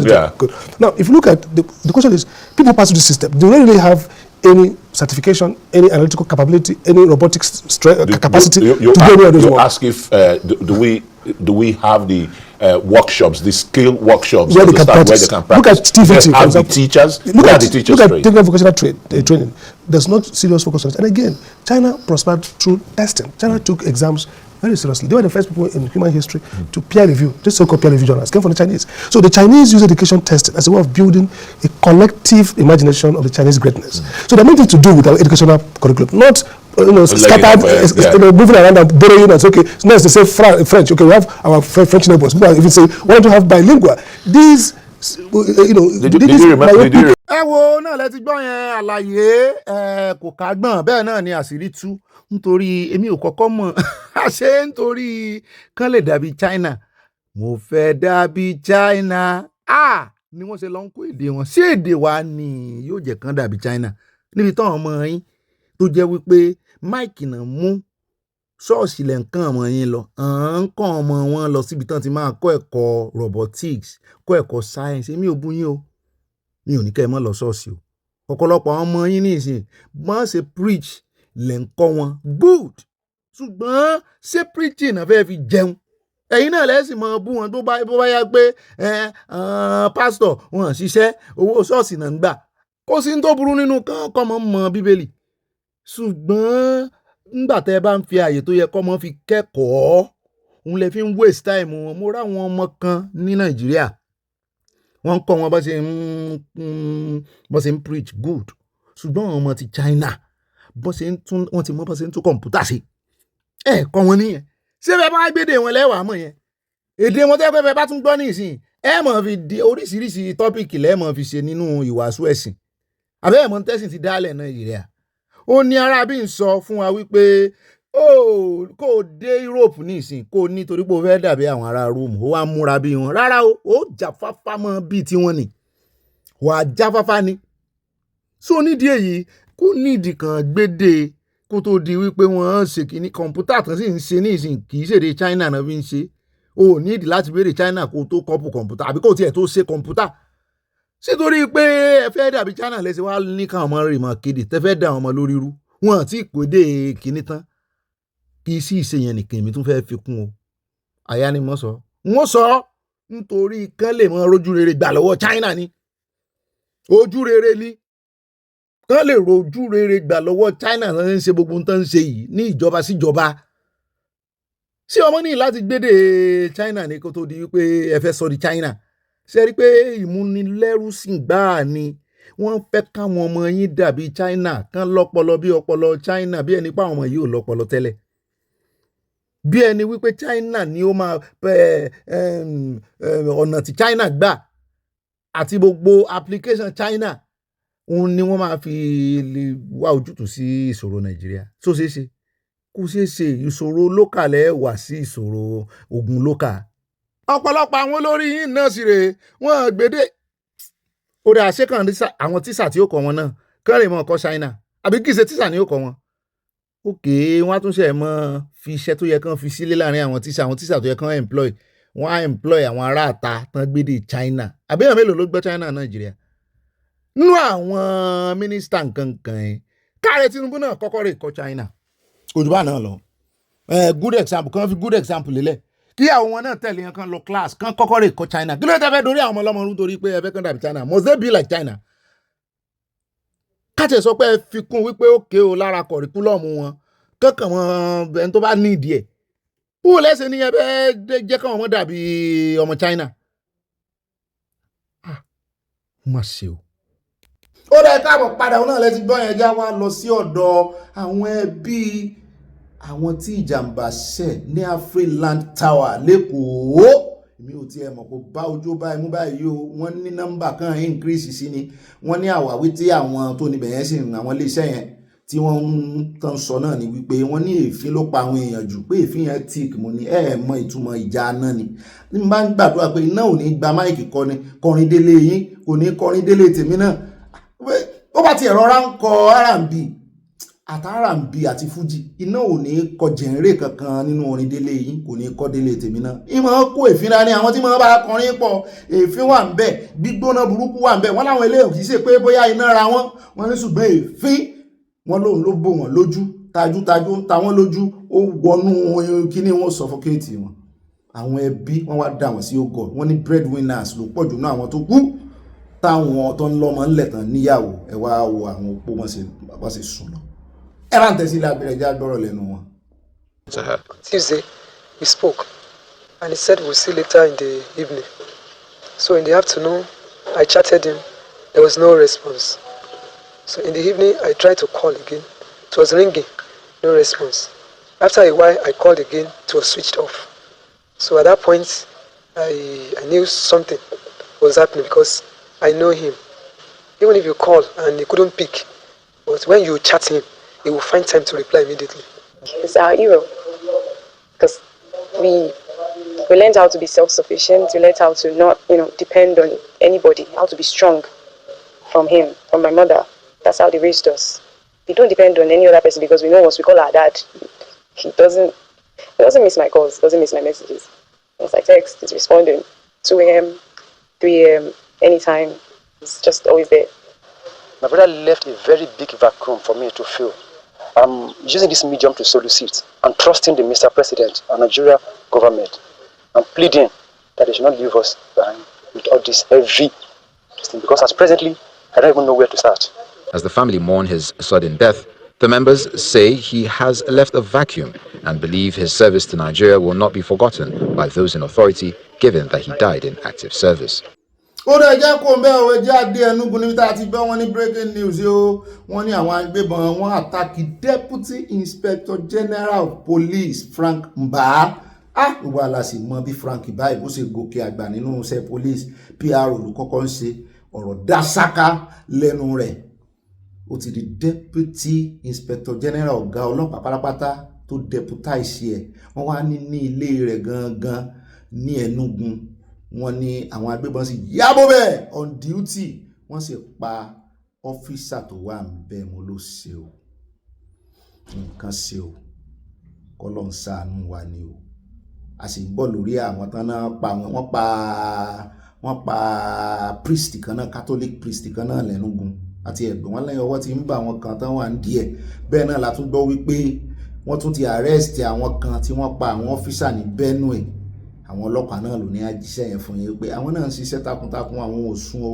mo ló dáa Ọlọ́run ó ṣàánú wa ò Benue ṣe mọ̀ pé wọ́n pààyàn mẹ́wàá ń bẹ á fún yín ròyìn ẹ jẹ́ á sáré fún yín ròyìn ti Benue yẹn gan ní ìsìn ẹ jẹ́ á mú mọ́tà àwọn ọlọ́pàá yìí torí wọ́n ní àwọn 6 ní ọwọ́ ti bà nínú wọn báyìí o nínú ti ọ̀rọ̀ Benue wọ́n ní nǹkan bíi agbófinró 10 ló ti pàdánù ẹ̀mí wọn tí ọ̀pọ̀ sì dàwátì lẹ́yìn ìkọlù kan ní ìpínlẹ̀ Benue ìròyìn ní àwọn afurasí Fúlàní darandaran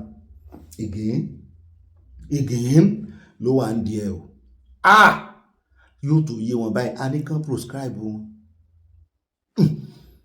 A gbọ́ pé àsìkò tí àwọn agbófinró ọ̀hún ṣe àyẹ̀wò àyíká ni wọ́n kó sí kòtò tí àwọn agbébọn náà dẹ sílẹ̀ dè wọ́n lọ́jọ́ 19 oṣù yọ̀ǹdì 19 ènìkọ́ ní 21 àbí 22 èní ní 22 on the 19 kì í ṣe tó tí ì pẹ́ rárá o. Wọ́n ní fún ọ̀pọ̀ wákàtí ní ìjà náà fi wáyé láàrin ikọ̀ méjèèjì kí ọwọ́ wọn tó tẹ agbófinró kan tí orúkọ rẹ̀ ń jẹ́ Danzaru tí àwọn míín sì pàdánù ẹ̀mí wọn wọ́n gbé Danzaru lọ ti ara àwọn ọlọ́pàá ìbọn bá ọ̀kan lára àwọn agbófinró náà lọ́wọ́ nígbà tí ọlọ́pàá kan àti fìjìláńtẹ́ méjì kú lẹ́sẹ̀kẹsẹ̀. Ní báyìí àwọn ogun ti lọ sí agbègbè náà láti wá òkú àwọn akẹgbẹ́ wọn tó ṣubú lójú ìjà mélòó lẹ pánú àwọn arábì ilé ìlágbára o wọ́n sàdán ti mẹ́yàn 6 nú àwọn tán ṣiṣẹ́ yìí ẹ já kó ń bẹ́ẹ̀ já dọ́dọ̀ Ọ̀pẹ́bọlò ṣé ẹ gbúrò rẹ̀ mi ò gbúrò Ọ̀pẹ́bọlò ṣùgbọ́n èèyàn kan ló wá ń já wa sí wọ́n ló ti lọ London látijọ́ yìí Ọ̀pẹ́bọlò has been in UK nearly a month ẹ̀sọ́sà ẹ̀wẹ̀rẹ̀ kan lára àwọn celebrity tó wá láti Benin ló jẹ́ àmọ́ ó ní doing makeup and pancake leaving Edo to rot decadence and insecurity wọ́n ló lóòrè tún ojú ṣe sọ náà fẹ́ rí ṣe facial surgery fine boys ni ohun rẹ̀ káwọn gbọ̀n ni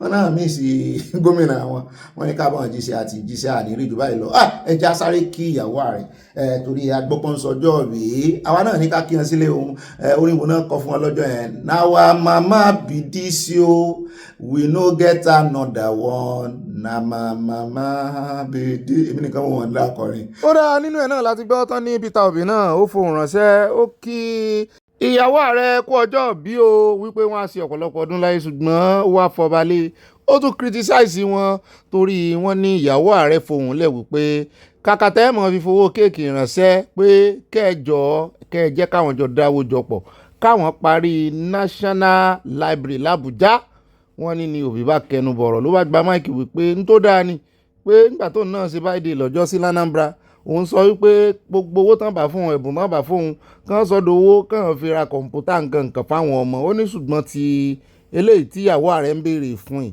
ó ní bó ṣe wá dáa tó náà ló ṣe ugly tó ó ní owó tó yẹ kíjọba fi ṣe National Library ńkọ́ wípé gift ò replace responsibility ìjọba ó ní ìwọ ló kíyàn kó ọjọ́ òbí ó sì fi wọ́n bẹ̀ ó sọdọ̀ ọjọ́ míì tó bá fẹ́ criticize wọ́n lè criticize ìwọ náà wípé ṣé kò sówó tẹ́ fẹ́ fi ra laptop fún àwọn ọmọ school ni ṣe bí iṣẹ́ ìjọba náà ni kẹ́ fi equip gbogbo school. ó dá o àyáwóyá pápápá nínú abala tí ó mọ̀ tẹ̀lé wá gbé àwọn olólùfẹ́ wa débẹ̀ nínú abala àwọn olólùfẹ́ wa abala comment section náà ti bá ń tan máìkì o kó o sì tan amplifier kí n gbóhùn wọn kó jákè do re mi fa sol la ti do.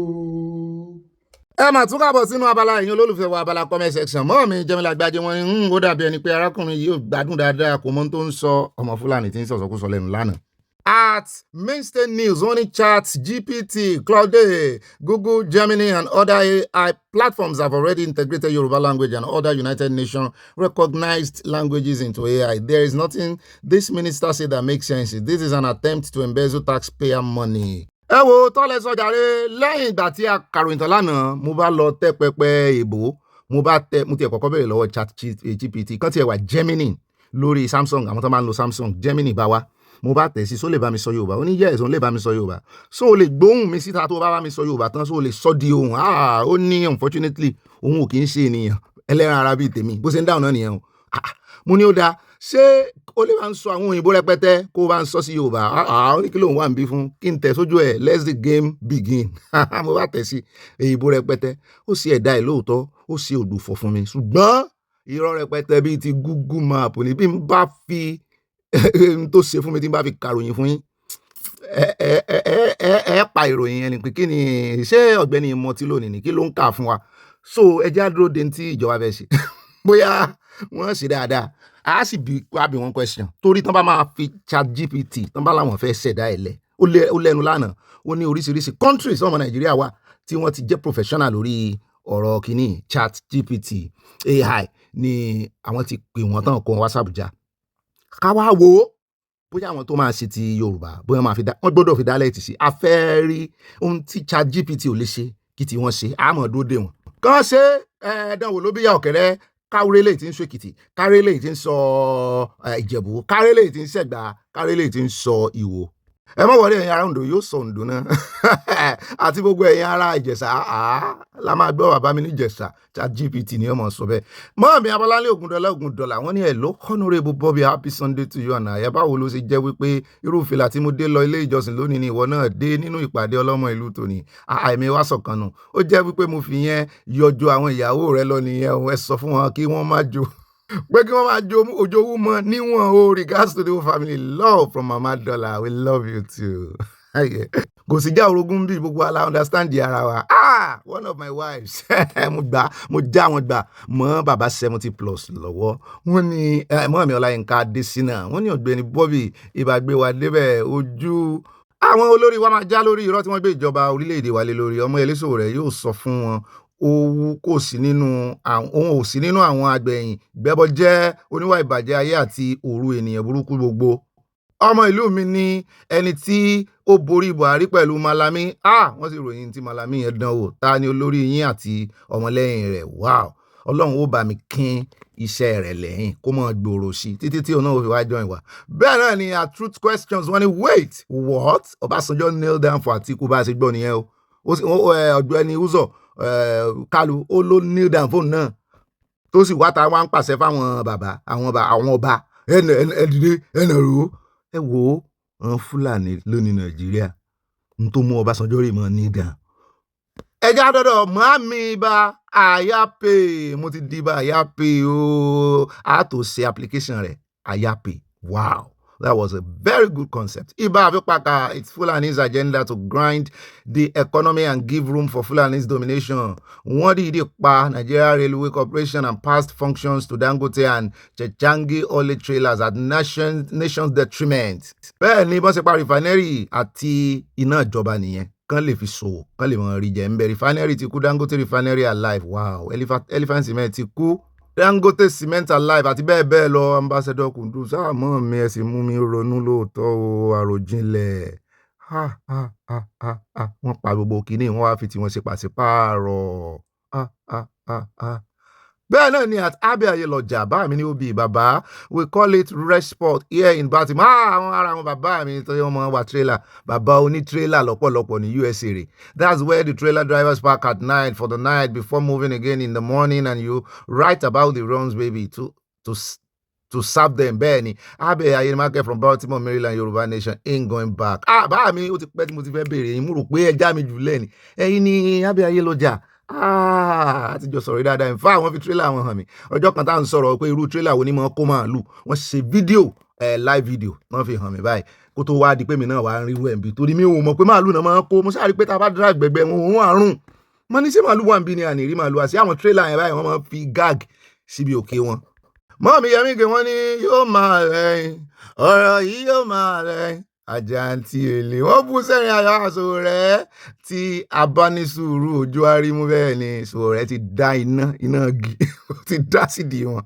Bẹ́ẹ̀ náà ni Olúwọlé Bákàrè ó pẹ́ mo ti gbúrò yín ò bà mí wọ́n ní ibà olórin tó gbá ski ẹ má dá bàbá Ọbásanjọ́ lóhùn jàre squadmate mi sọ fún mi pé òun gba 50M Ghana must go nítorí third term ṣùgbọ́n Àtíkù ló yí agbo bàbá dànù ó sì dọ̀bálẹ̀ fún bàbá Fátíkù kí Elédùmarè gba orílẹ̀-èdè wa fún wa ní kíákíá. Olúwọlé from Dallas, Texas.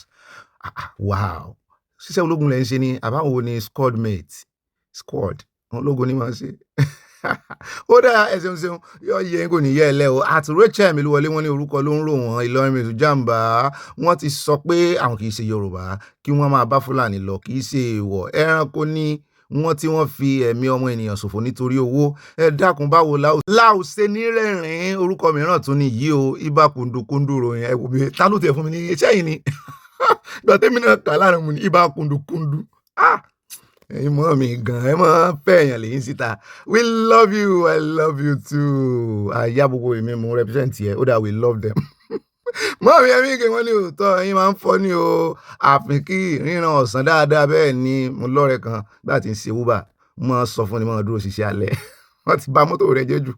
Captain Mike Adesanya bá mi dáadáa attention mo bẹ̀rẹ̀ sá wọ́n ní òbí mo ní ẹ jẹ́ kí everybody jẹ́ orúkọ fada ẹ̀ òjàre ire o wọn fẹ́ jẹ́ orúkọ fada wọn náà ni ẹnu làwọn àbòkí níbi ìtajà kara mọ́ mi Debbie Precious Ajẹ́wọlé to me wọ́n ní good evening Precious Bobby ẹ ṣé púpọ̀ fún ìròyìn tí ẹ ní o may your days be brighter amen we appreciate your program it's the best way to know the latest updates about Naija.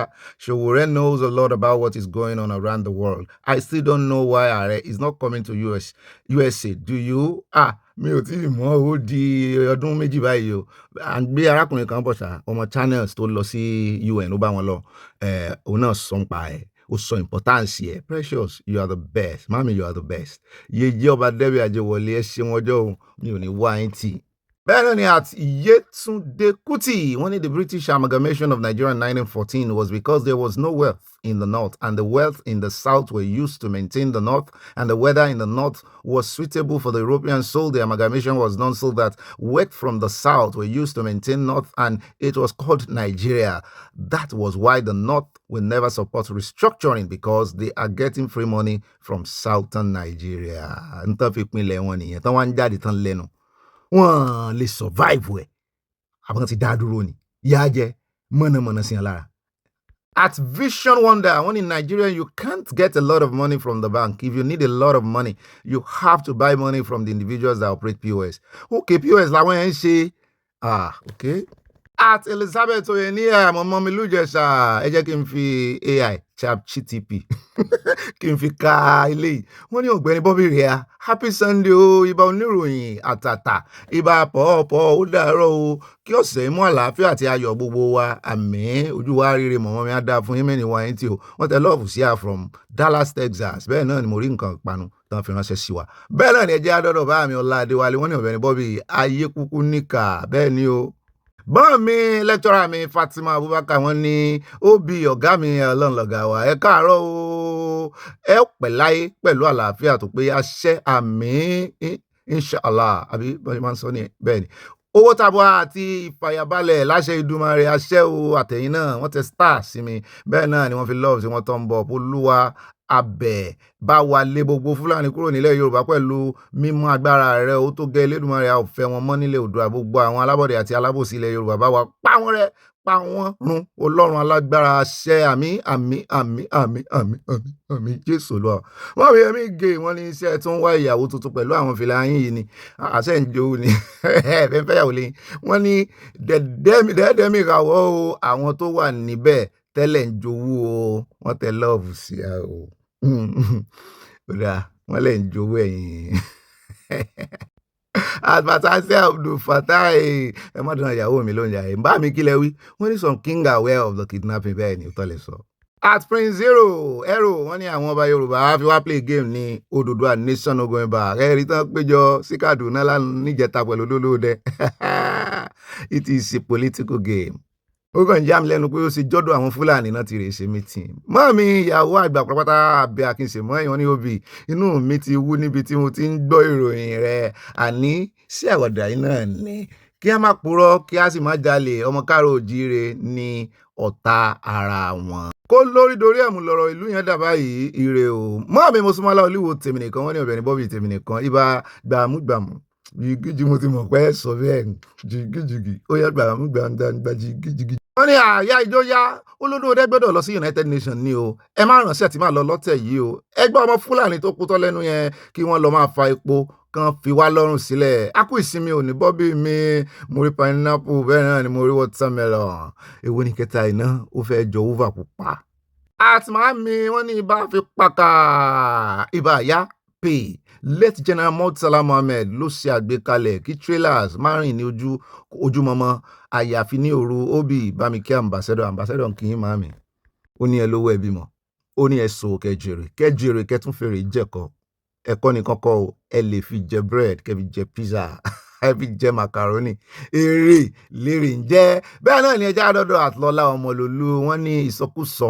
How can this ignorant northerners say the development of the other regions was achieved by the northerners' resources? What natural resources do the north possesses? Ìsọkúsọ wọ́n tún bá a dá pẹ̀lú àmì wọ́n wá fi ṣe capital letter. èyí mọ̀ máa wo body language kọ́mẹ̀ntì ní bá ti rí capital letter báyìí mo ti mọ̀ pé emphasize ọ̀rọ̀ ni. bẹ́ẹ̀ náà ni mọ́mí mo súnmọ́lá Olúwo tèmi nìkan wọ́n ní Ọ̀gbẹ́ni Bobby tèmi nìkan lóró rẹ́ fi Ìgbòho ṣàsílẹ̀ àwọn Fúlàní ń fọwọ́ pa àwọn apànìyàn ọmọ wọn lórí ẹ̀yìn àgbààgbà Yorùbá sẹ́ẹ̀sùn ní ẹ̀sánú àwọn ọmọ wa tó ń bọ̀ lẹ́yìn wa ọ̀la o ire o. Bobby àtàyà gbogbo àwa ìyàwó rẹ̀ ń kí ọ ó dàárọ̀ wọn tẹ̀lé òsì àwọn mo jẹ́rìí mọ́ mi wọn ní jowú ti wọn àwọn ni wọ́n mọ̀ fa gbogbo àwọn ìyàwó tuntun wọ́n mọ̀ fà lé lọ́wọ́ wọ́n mọ̀ ṣe cover mi.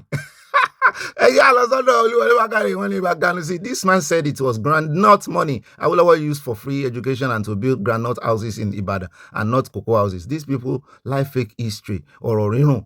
Èmi ò tún gbọ́ yẹn. Ṣé groundnut ló dárúkọ? Bí ó jẹ́ pé èbó rẹ̀ gan yí pọ̀ wọn lẹ́nu ni. Olúwọlé from Dallas, Texas. Ó tún ní groundnut ní Asiri.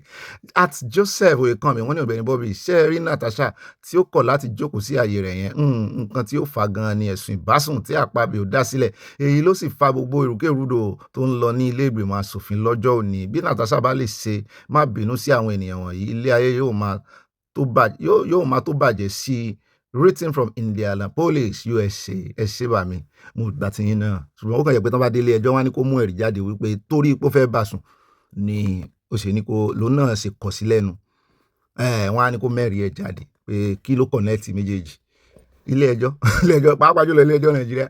mọ́mí Dorcas Odolúwatúnmiṣe wọ́n ní ìpele ní ọ̀wọ̀ kò gba rédèrèdè o àwọn Ìgbò mọ̀ pé Yorùbá jù wọn lọ fáà ìgbéraga pọ̀jù fún wọn ni ṣé o mọ̀ pé Ọbásanjọ́ ti ń tẹ́ bọ̀ báyìí Tinubu ni president tó máa gba ìjùlọ nínú ìtàn Áfíríkà nítorí pé ó ní ààrẹ ìgbẹ̀yìn ní Nàìjíríà láṣẹ Ìdùmarè wá ara mi sì ṣẹ̀gìrì àṣẹ́gun kò yí padà Oòduà national member from Providence, Rhode Island àṣẹ́gun àdúrà ni àṣẹ́gun ní dandan.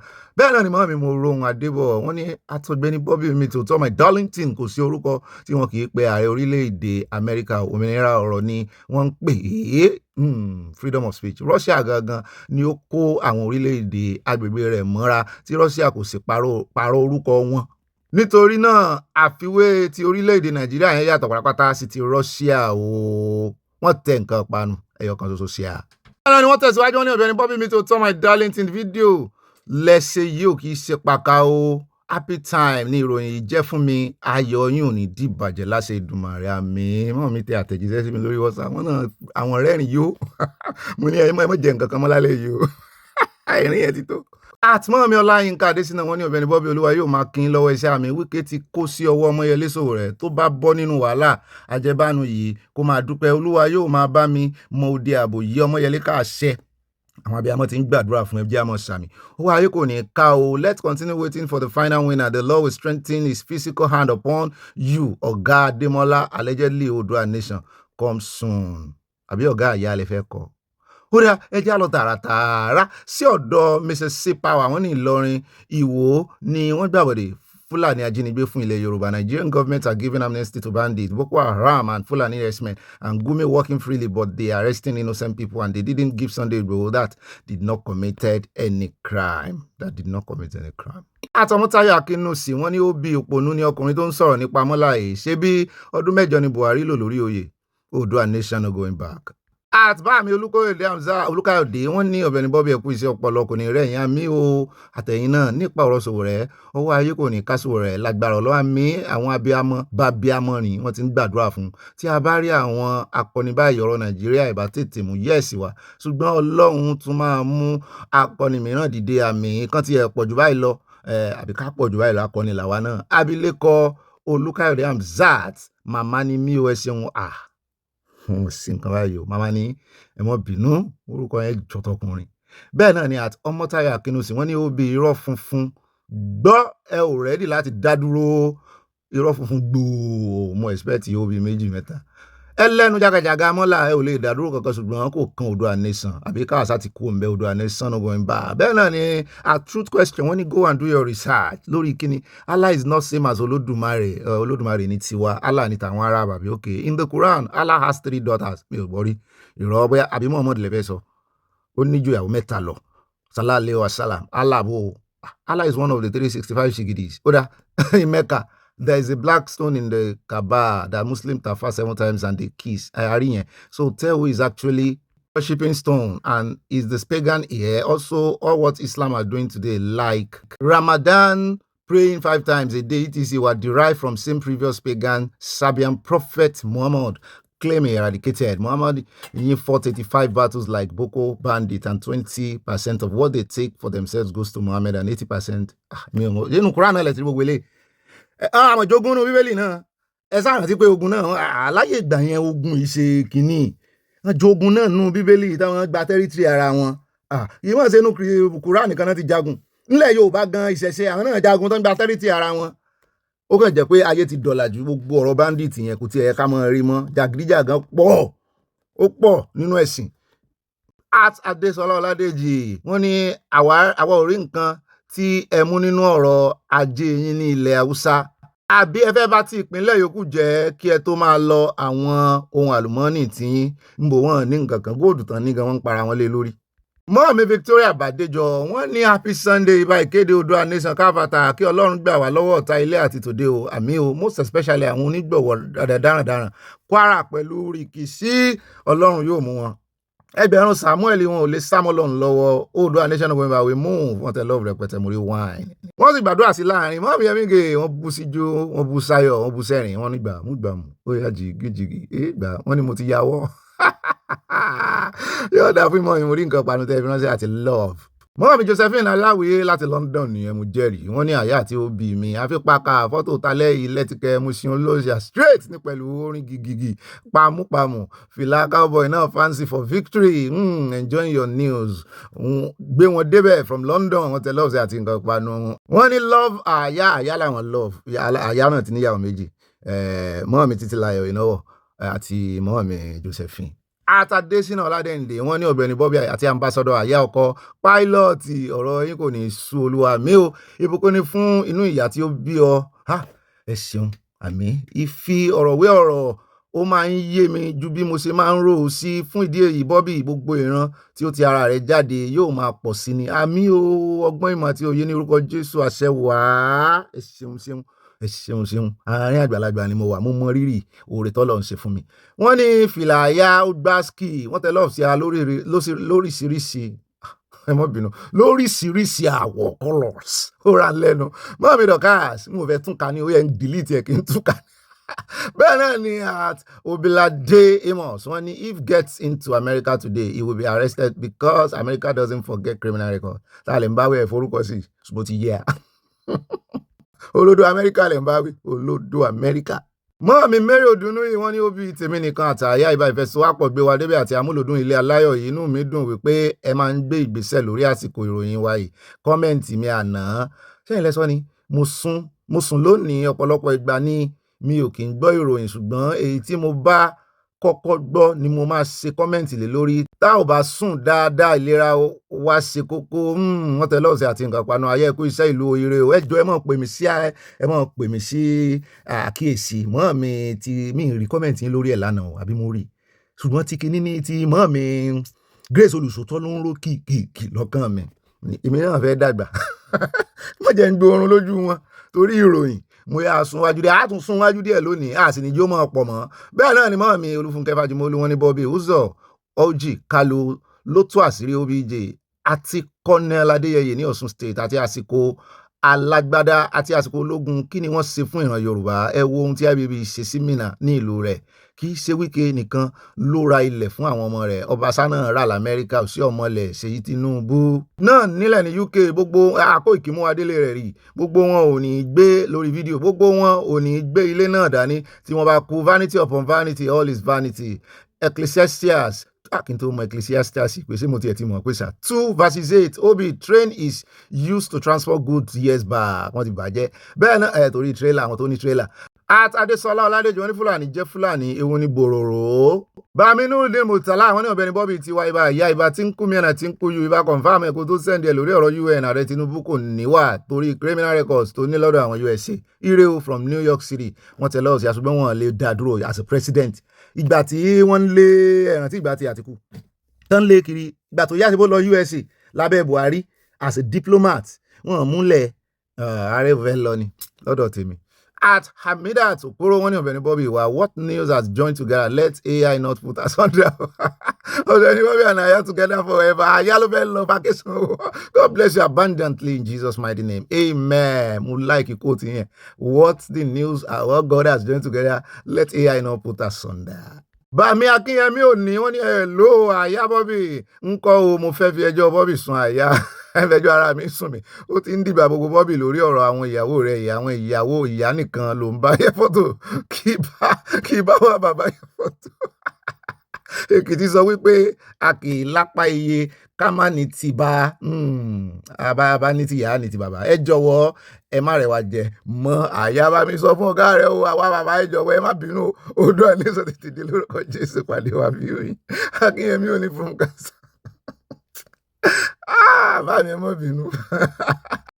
Ó rẹ̀ ẹ káàbọ̀ padà ẹ wá nǹkan jókòó lé ẹ wá nǹkan fìdílé nǹkan ẹ wá nǹkan panu tẹ́ ẹ mọ̀ fi sọ̀rọ̀ àjìjà ẹ wá nǹkan olómi tútù tẹ́ ẹ mọ̀ fi tẹ̀ ẹ́ kẹ́ ẹ mọ̀ fi gbádùn sáyọ̀ kémi wa mọ̀ gbé yín débẹ̀ kí mọ̀ tẹ́ yín sí pẹpẹ àlàyé ọ̀rọ̀ ibà alálàyé yín náà rè ká mọ̀ bọ́ sí ibùsọ̀ kan látòjúlé dójúlé gbogbo bí tá ti mẹ́nu bàbá yẹ bá yọ bá pín kó dọ́dọ̀ àwọn olólùfẹ́ wa pátápátá ní pẹ́rara alákọ̀ọ́kọ́ ń bẹ̀ ọ̀dọ̀ Nigeria Civil Aviation Authority là ń lọ níbi tí wọ́n ti fẹ̀sùn kan ìjọba Qatar àti airways wọn pé wọ́n ń ṣe ojú àwọn ọmọ Nàìjíríà wọ́n ń ṣe wọ́n síbàṣìbò wọ́n fojú wọn gbólẹ̀ wípé wọ́n sì nà ní wọ́n ń tẹ́ńbẹ́lú òfin Nàìjíríà warning wọ́n fún wọn ní warning wọ́n já warning fún wọn wípé àwọn impose stiff sanctions on the airline for continued disregard of consumer protection. Mo sì gbọ́ pé wọ́n rí ọjà àtà wọ́n ní oníbàárà Nàìjíríà ṣé ẹ̀rọ pa lè ṣe without you ni ẹ lé wọn dànù kẹ́ jẹ́ kí APC gbàyè wọn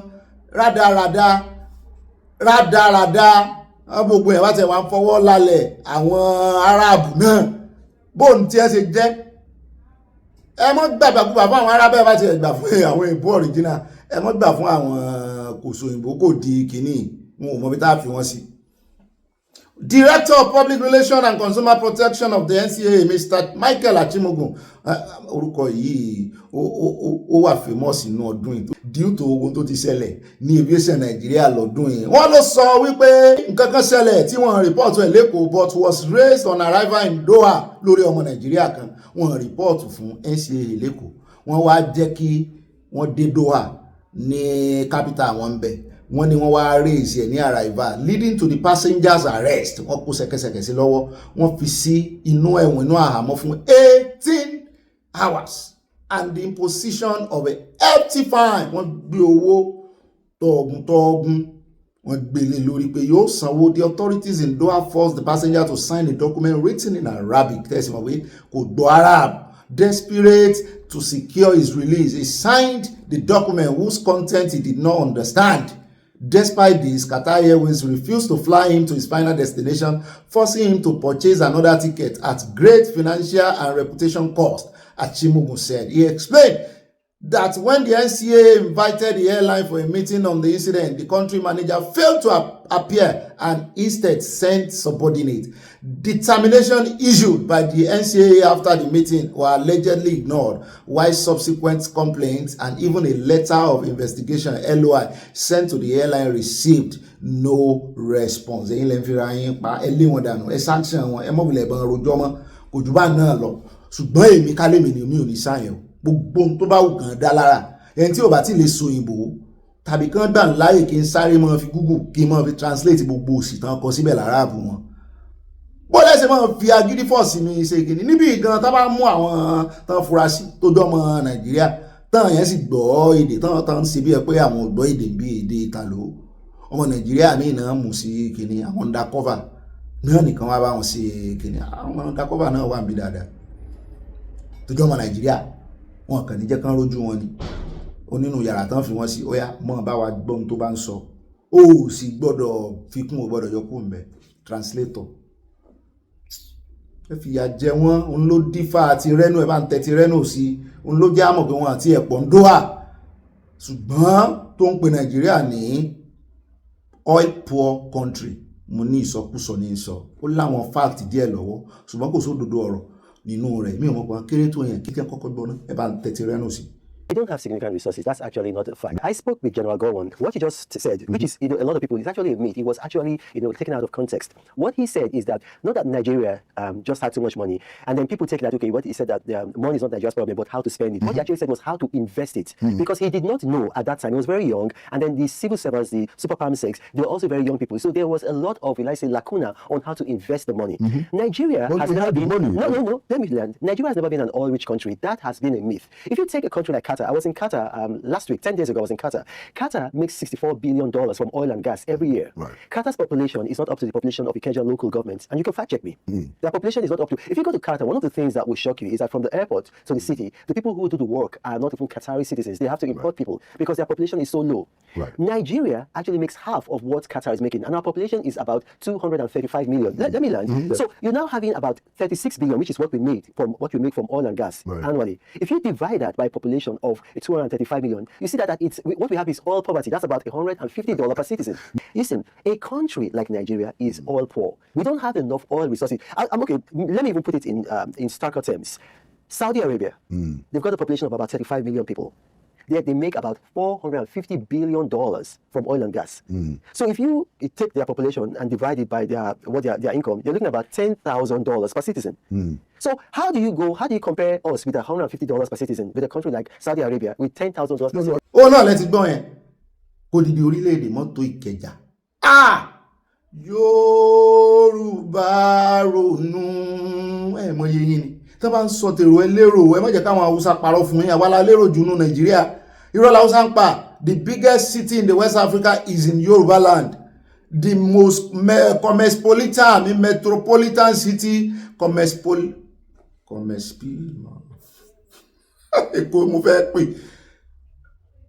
cosmopolitan. The most cosmopolitan ní Africa gan Èkó ni Lagos. Kí ló wá dé tẹ́ẹ̀fẹ̀ gbòmìnira? Kí ló ń jẹ yín láyà? Ẹ̀rù àwọn Haúsá kí irú Ọbásanjọ́ rè mọ́ kúnlẹ̀ dọ̀bálẹ̀ fún Àtíkù nítorí kó fẹ́ ṣe tọ́tàn. Àgbọ̀ lẹ́nu ọjì ó tú àṣírí bàbá lánìí. Bàbá ní kò sí èèyàn kankan either living or dead tó lè lóhun abóhun fún tọ́tàn. Ṣùgbọ́n ọjì sọ pé òun living, òun sì ń living. Àtíkù náà sì ń live, ṣùgbọ́n Àtíkù tó rí politics tó ń lé kiri kò ní fẹ́ tú ọ̀gá rẹ̀ láti mọ́ lọ́jọ́ kan náà ó kọ biography tí ó tú ọ̀tá rẹ̀ sí tí ó tú ọ̀gá rẹ̀ tẹ́lẹ̀ síta. Bẹ́ẹ̀ náà ni ẹlòmíì tún ti jáde wọ́n ní kí bàbá Ọbásanjọ́ kan gbẹnu dákẹ́. Bugaje ó wà láyé ó wà láàyè ó ní ó fagilé gbogbo ohun tí bàbá Ọbásanjọ́ sọ wípé ó ṣe third term kẹ̀ ní Ọbásanjọ́ third term denier say strength and money pé ó dúnkòkò máwọn èèyàn bẹ́ẹ̀ náà ni ó tún gbówó lẹ̀ tí ń tẹ owó bọ́ àwọn èèyàn lẹ́nu bẹ́ẹ̀ bá ṣe tèmi kí n ṣe third term kí ló wá dé tó ń parọ́ pé irọ́ ojúkorojú irọ́ funfun báláú ni bàbá Ọbásanjọ́ ń pa. Bugaje ló sọ bẹ́ẹ̀, ó wà láyé wà láàyè. What we really require are competent people to fix our country. This country holds a great promise, not only for Africa, but actually for the world. In 25 years, this country is going to be the third largest country in the world. And it's going to have to, if it's going to survive and thrive, this is the time to plan. How do we feed this large number of people? How do we provide the infrastructure? How do we provide the jobs? How do we provide housing? How do we provide? This is the time we need competent leaders. It saddened me that we are still stuck with zoning. We have zoned for the last 25 years. Where has that taken this country to? Down the drain. Therefore, it is time to, stop this childish idea and really face the reality. We need competent people. Nigeria has competent people. Yes, you need to be inclusive in whatever you do. But that's different from zoning. If people start taking turns to destroy this country, where is the country going to be? Because all those people who have come either from the north or from the south, all they have done is really to run this country down in the last 25 years. So I'm not interested in going down the drain, and we're still talking about zoning. For goodness sake, what we require are competent Nigerians, and there is no zone in this country that does not have competent Nigeria. Because we do not prioritize competence, that's why we are stuck with this stupidity of zoning. I think we have to get out of this frame of mind and start dealing with the issue. Dr. Bugaje, they also said that they are orchestrating somebody that will emerge as the INEC chair that will work in their favor.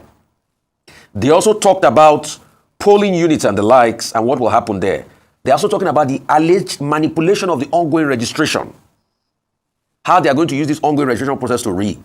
They're also talking about, shopping for a suitable person that will replace the current INEC chief. It's an extensive article that I want a lot of Nigerians to read.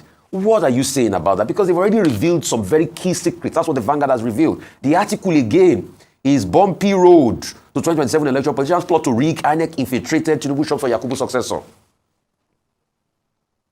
Okay, I haven't read the article, but I've read a number of postings making either reference to the article or making similar points independently. And it speaks to the worries and concerns of Nigerians in the way. Now, this is, this can only be resolved by use of technology. Technology has the capacity to do that. But the law that enables or mandates INEC to do that is still pending.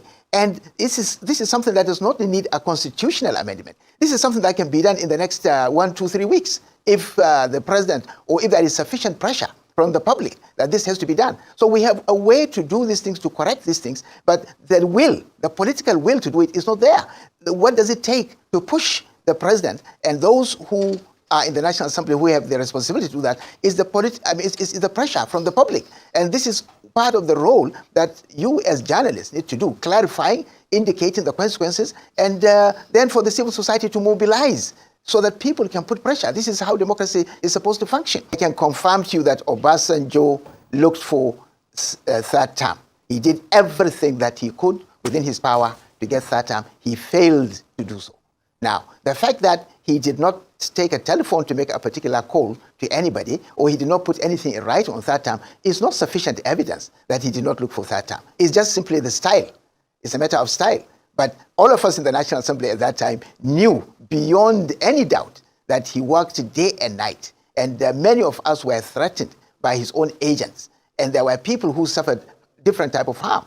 I recall Senator Victor Lar, then a member of the House, and then the leader of the Northern Caucus of the House of Representatives, before a conference, had to hide in a number of places before we eventually were able to hold one critical gathering that actually helped us to galvanize the country in terms of standing up against Obasanjo's wish to have a third term. So, I mean, there are so many evidences, and these people who actually distributed the money and threatened us are still alive. Those who received the money are alive. Those who refused to receive the money are alive. There is sufficient evidence. I think Obasanjo should really come back to his senses and begin to see what contribution he can make to improve his country. But this is a matter that is incontrovertible. There is no way he can avoid it. He has done it. Well, Dr. Bugaje, President Obasanjo threw a challenge in Ghana and said,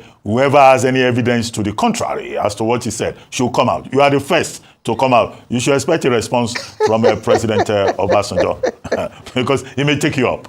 We'll see. And we'd love to see the evidence as well. Let him take me up. Absolutely. Let him take me up. Let him take me up. Thank you so much for your time this morning. So many evidences. People are alive. So I don't think it's a matter. I think, Ruben, we should actually put this behind our backs and start tackling the problems of this country. Okay, because I think this is urgent. Thank you so How much. do we make an improvement? Okay, thank you. Thank you. Unfortunately. ẹ jẹ́ àkó ń bẹ́ẹ̀ já wa lọ tààràtàrà sínú ìròyìn tí ọmọ tẹ̀lé o ẹ jẹ́ à lọ sí Rivers wàhálà ti fẹ́ dé bá Ibas ó ṣe fi Rivers ilẹ̀ ní ṣùgbọ́n wọ́n ní kó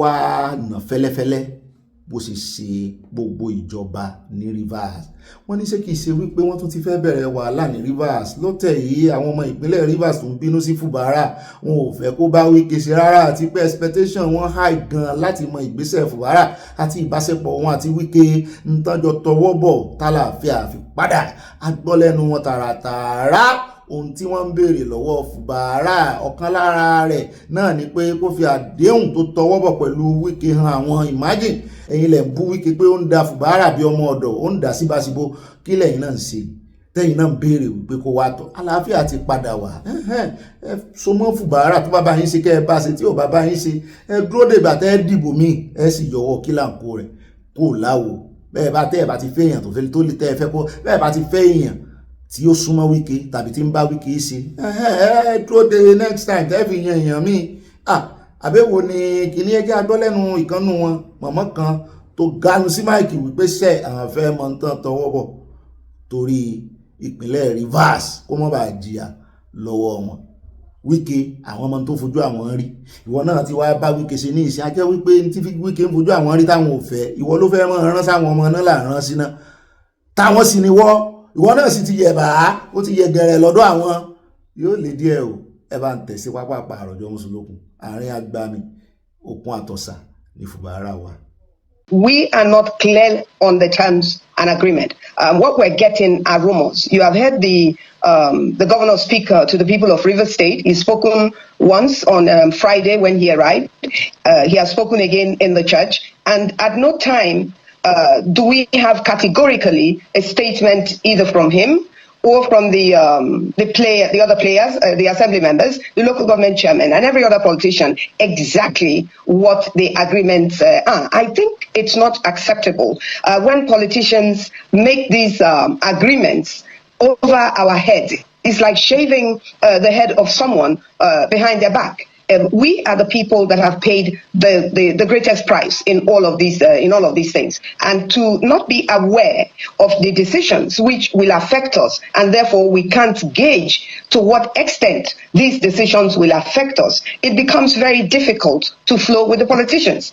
Because it's just an impossible situation right now where we find ourselves, where we don't know what the president has insisted on, we don't know what has been agreed upon, and where does that leave the people of Rivers State? So we need to know what has been agreed on, and also the very grave issue of accountability from Ibas. He has to account to the people of Rivers State, even to Nigerians, for the sake of integrity and for the sake of justice and fairness, because you can't come into a state, get a hold of all their resources and funds, stay there for 6 months, and just walk away as if you were never there.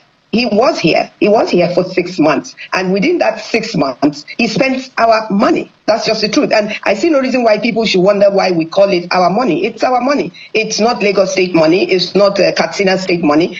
It is the money of Rivers State. ó náà lẹ́tí báyẹn wọ́n ní the immediate past Rivers torí wọ́n ní Rivers náà ń ṣàgídí wọ́n ní administrator Vice Admiral Ibok Ibas retire and the Rivers State House of Assembly may be jarring up for his shoulder wọ́n ní wọ́n mú kẹ́.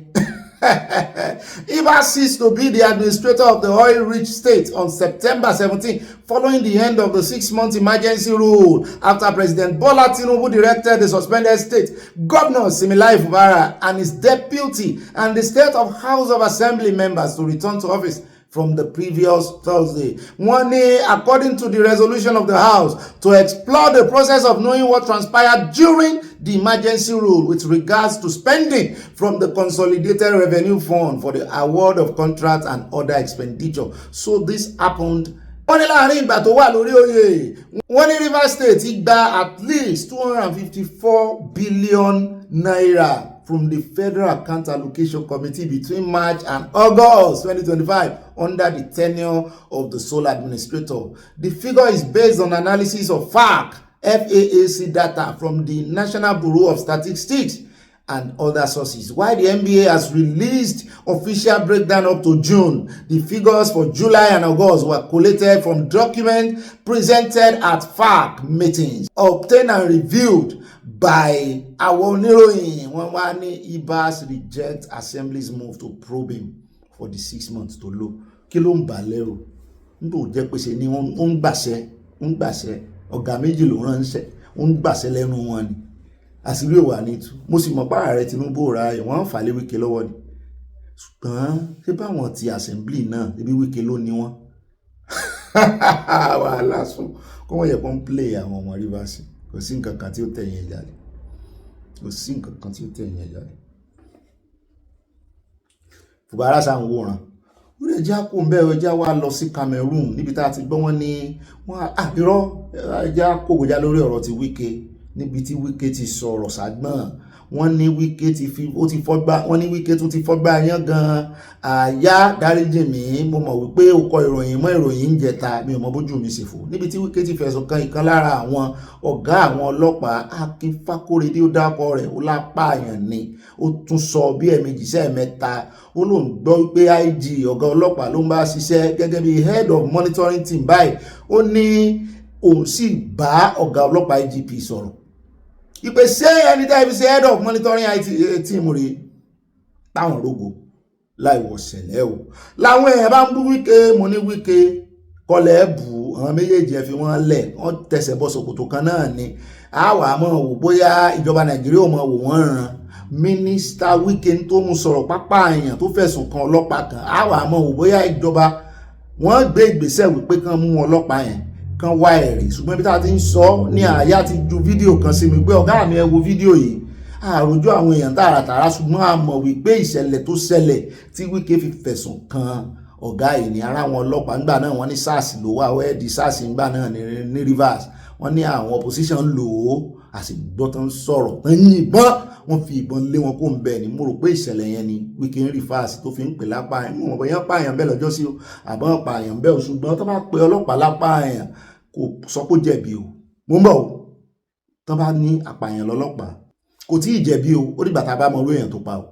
Torí tó bá jólè ló pa ṣé o lè kọjú ìbọn sí níbi tán ti jọ kọjú ìbọn síra àwọn ewu bọ́n ṣe pa àwọn ọlọ́pàá lọ ní ìsìn ní Benue káwọn ọlọ́pàá náà wá pa bandit ń bẹ̀ ṣé kò sí pààyàn ẹ ń bá pààyàn lápààyàn àbí ká mọ̀ yàn délẹ̀ ní ohun ògbésí kankan ní olùmọ̀ lẹ́yìn torí mo ẹ mọ̀ wò pé mo ní Ọ̀gbẹ́ni tó mọ́rọ̀ lọ ẹ ń bá pààyàn apààyàn ni ṣùgbọ́n àwọn kan ń pààyàn tó fi fẹ̀yìntì irú wọn lọ́lọ́pàá torí ẹ̀ mo ṣe ń wò pé kéèsì yìí ò lẹ́sẹ̀ ńlẹ̀ wọ́n lè padà dé tó bá jẹ́ wípé ọ̀rọ̀ tí Wike sọ yìí ó fẹ́ kó bá ó lè ní òun kàn sọ pé pa bandit ni ló ń ṣe pé lápààyàn ṣùgbọ́n tẹnu àbùkù ó ta lù kì í sọ̀rọ̀ bandit ní sọ ká sọ tọ́ síbi tọ́rọ̀ wa ó fẹ̀sùn kan kó fẹ́ pa òun ni pàpààyàn nípò tó pe lanu pàgà pé èèyàn lápààyàn ṣé àwọn ọ̀gá ọlọ́pàá kan tó dé ọ̀gá orí òkè ṣé wọ́n ti pààyàn ni ọ̀pọ̀lọpọ̀ wọn ti pa àwọn criminal ebọn kan náà máa ń pààyàn tó máa ń fẹ̀sùn náà máa ń fi ẹ̀yìn ti kinní òfin sì tì wọ́n lẹ́yìn ìgbà ìmẹ̀ntán dájọ́ ọkú fún gan lọ́ba ní kán rè fẹ́ yín ìtagbà ọlọ́pàá tàbí àmì tàbí kinní ni ó pa kí ẹ̀ wá mọ̀ ní apààyàn nírú ẹni bẹ́ẹ̀ ṣùgbọ́n lórí ọ̀rọ̀ eléyìí political issue ni mo ní Wike ẹ fẹ́ gbọ́ bó ṣe sọ ẹ bá ń tẹ̀sí ilé agbára ká sì wo fídíò eléyìí tó ṣẹlẹ̀ nígbà náà tó fi pè lápààyàn. We don't walk. You cannot defy us. I can back and cannot defy us. The spirit of Ogbeni will cover you. This is the last journey in your house. Today is the last journey. It must be the last journey of the government. Don't worry. Follow me. How we live to higher.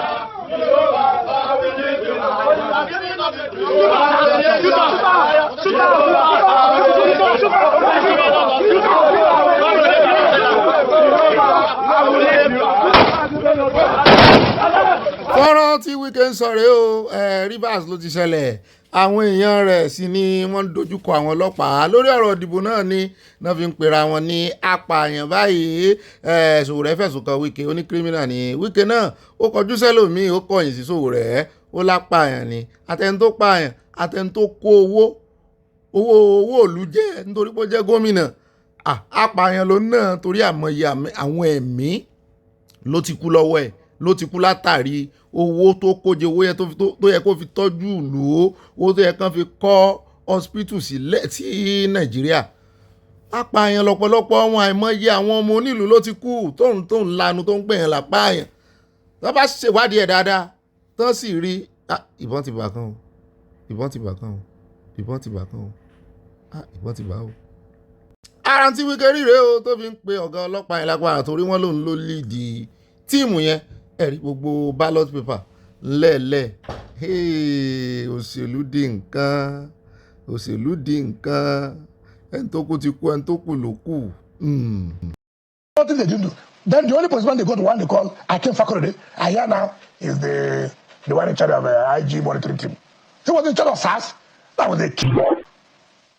In charge of SARS, he was a killer. And that's a strong word. I say a killer. That's a strong word. Can I tell you? For a police officer.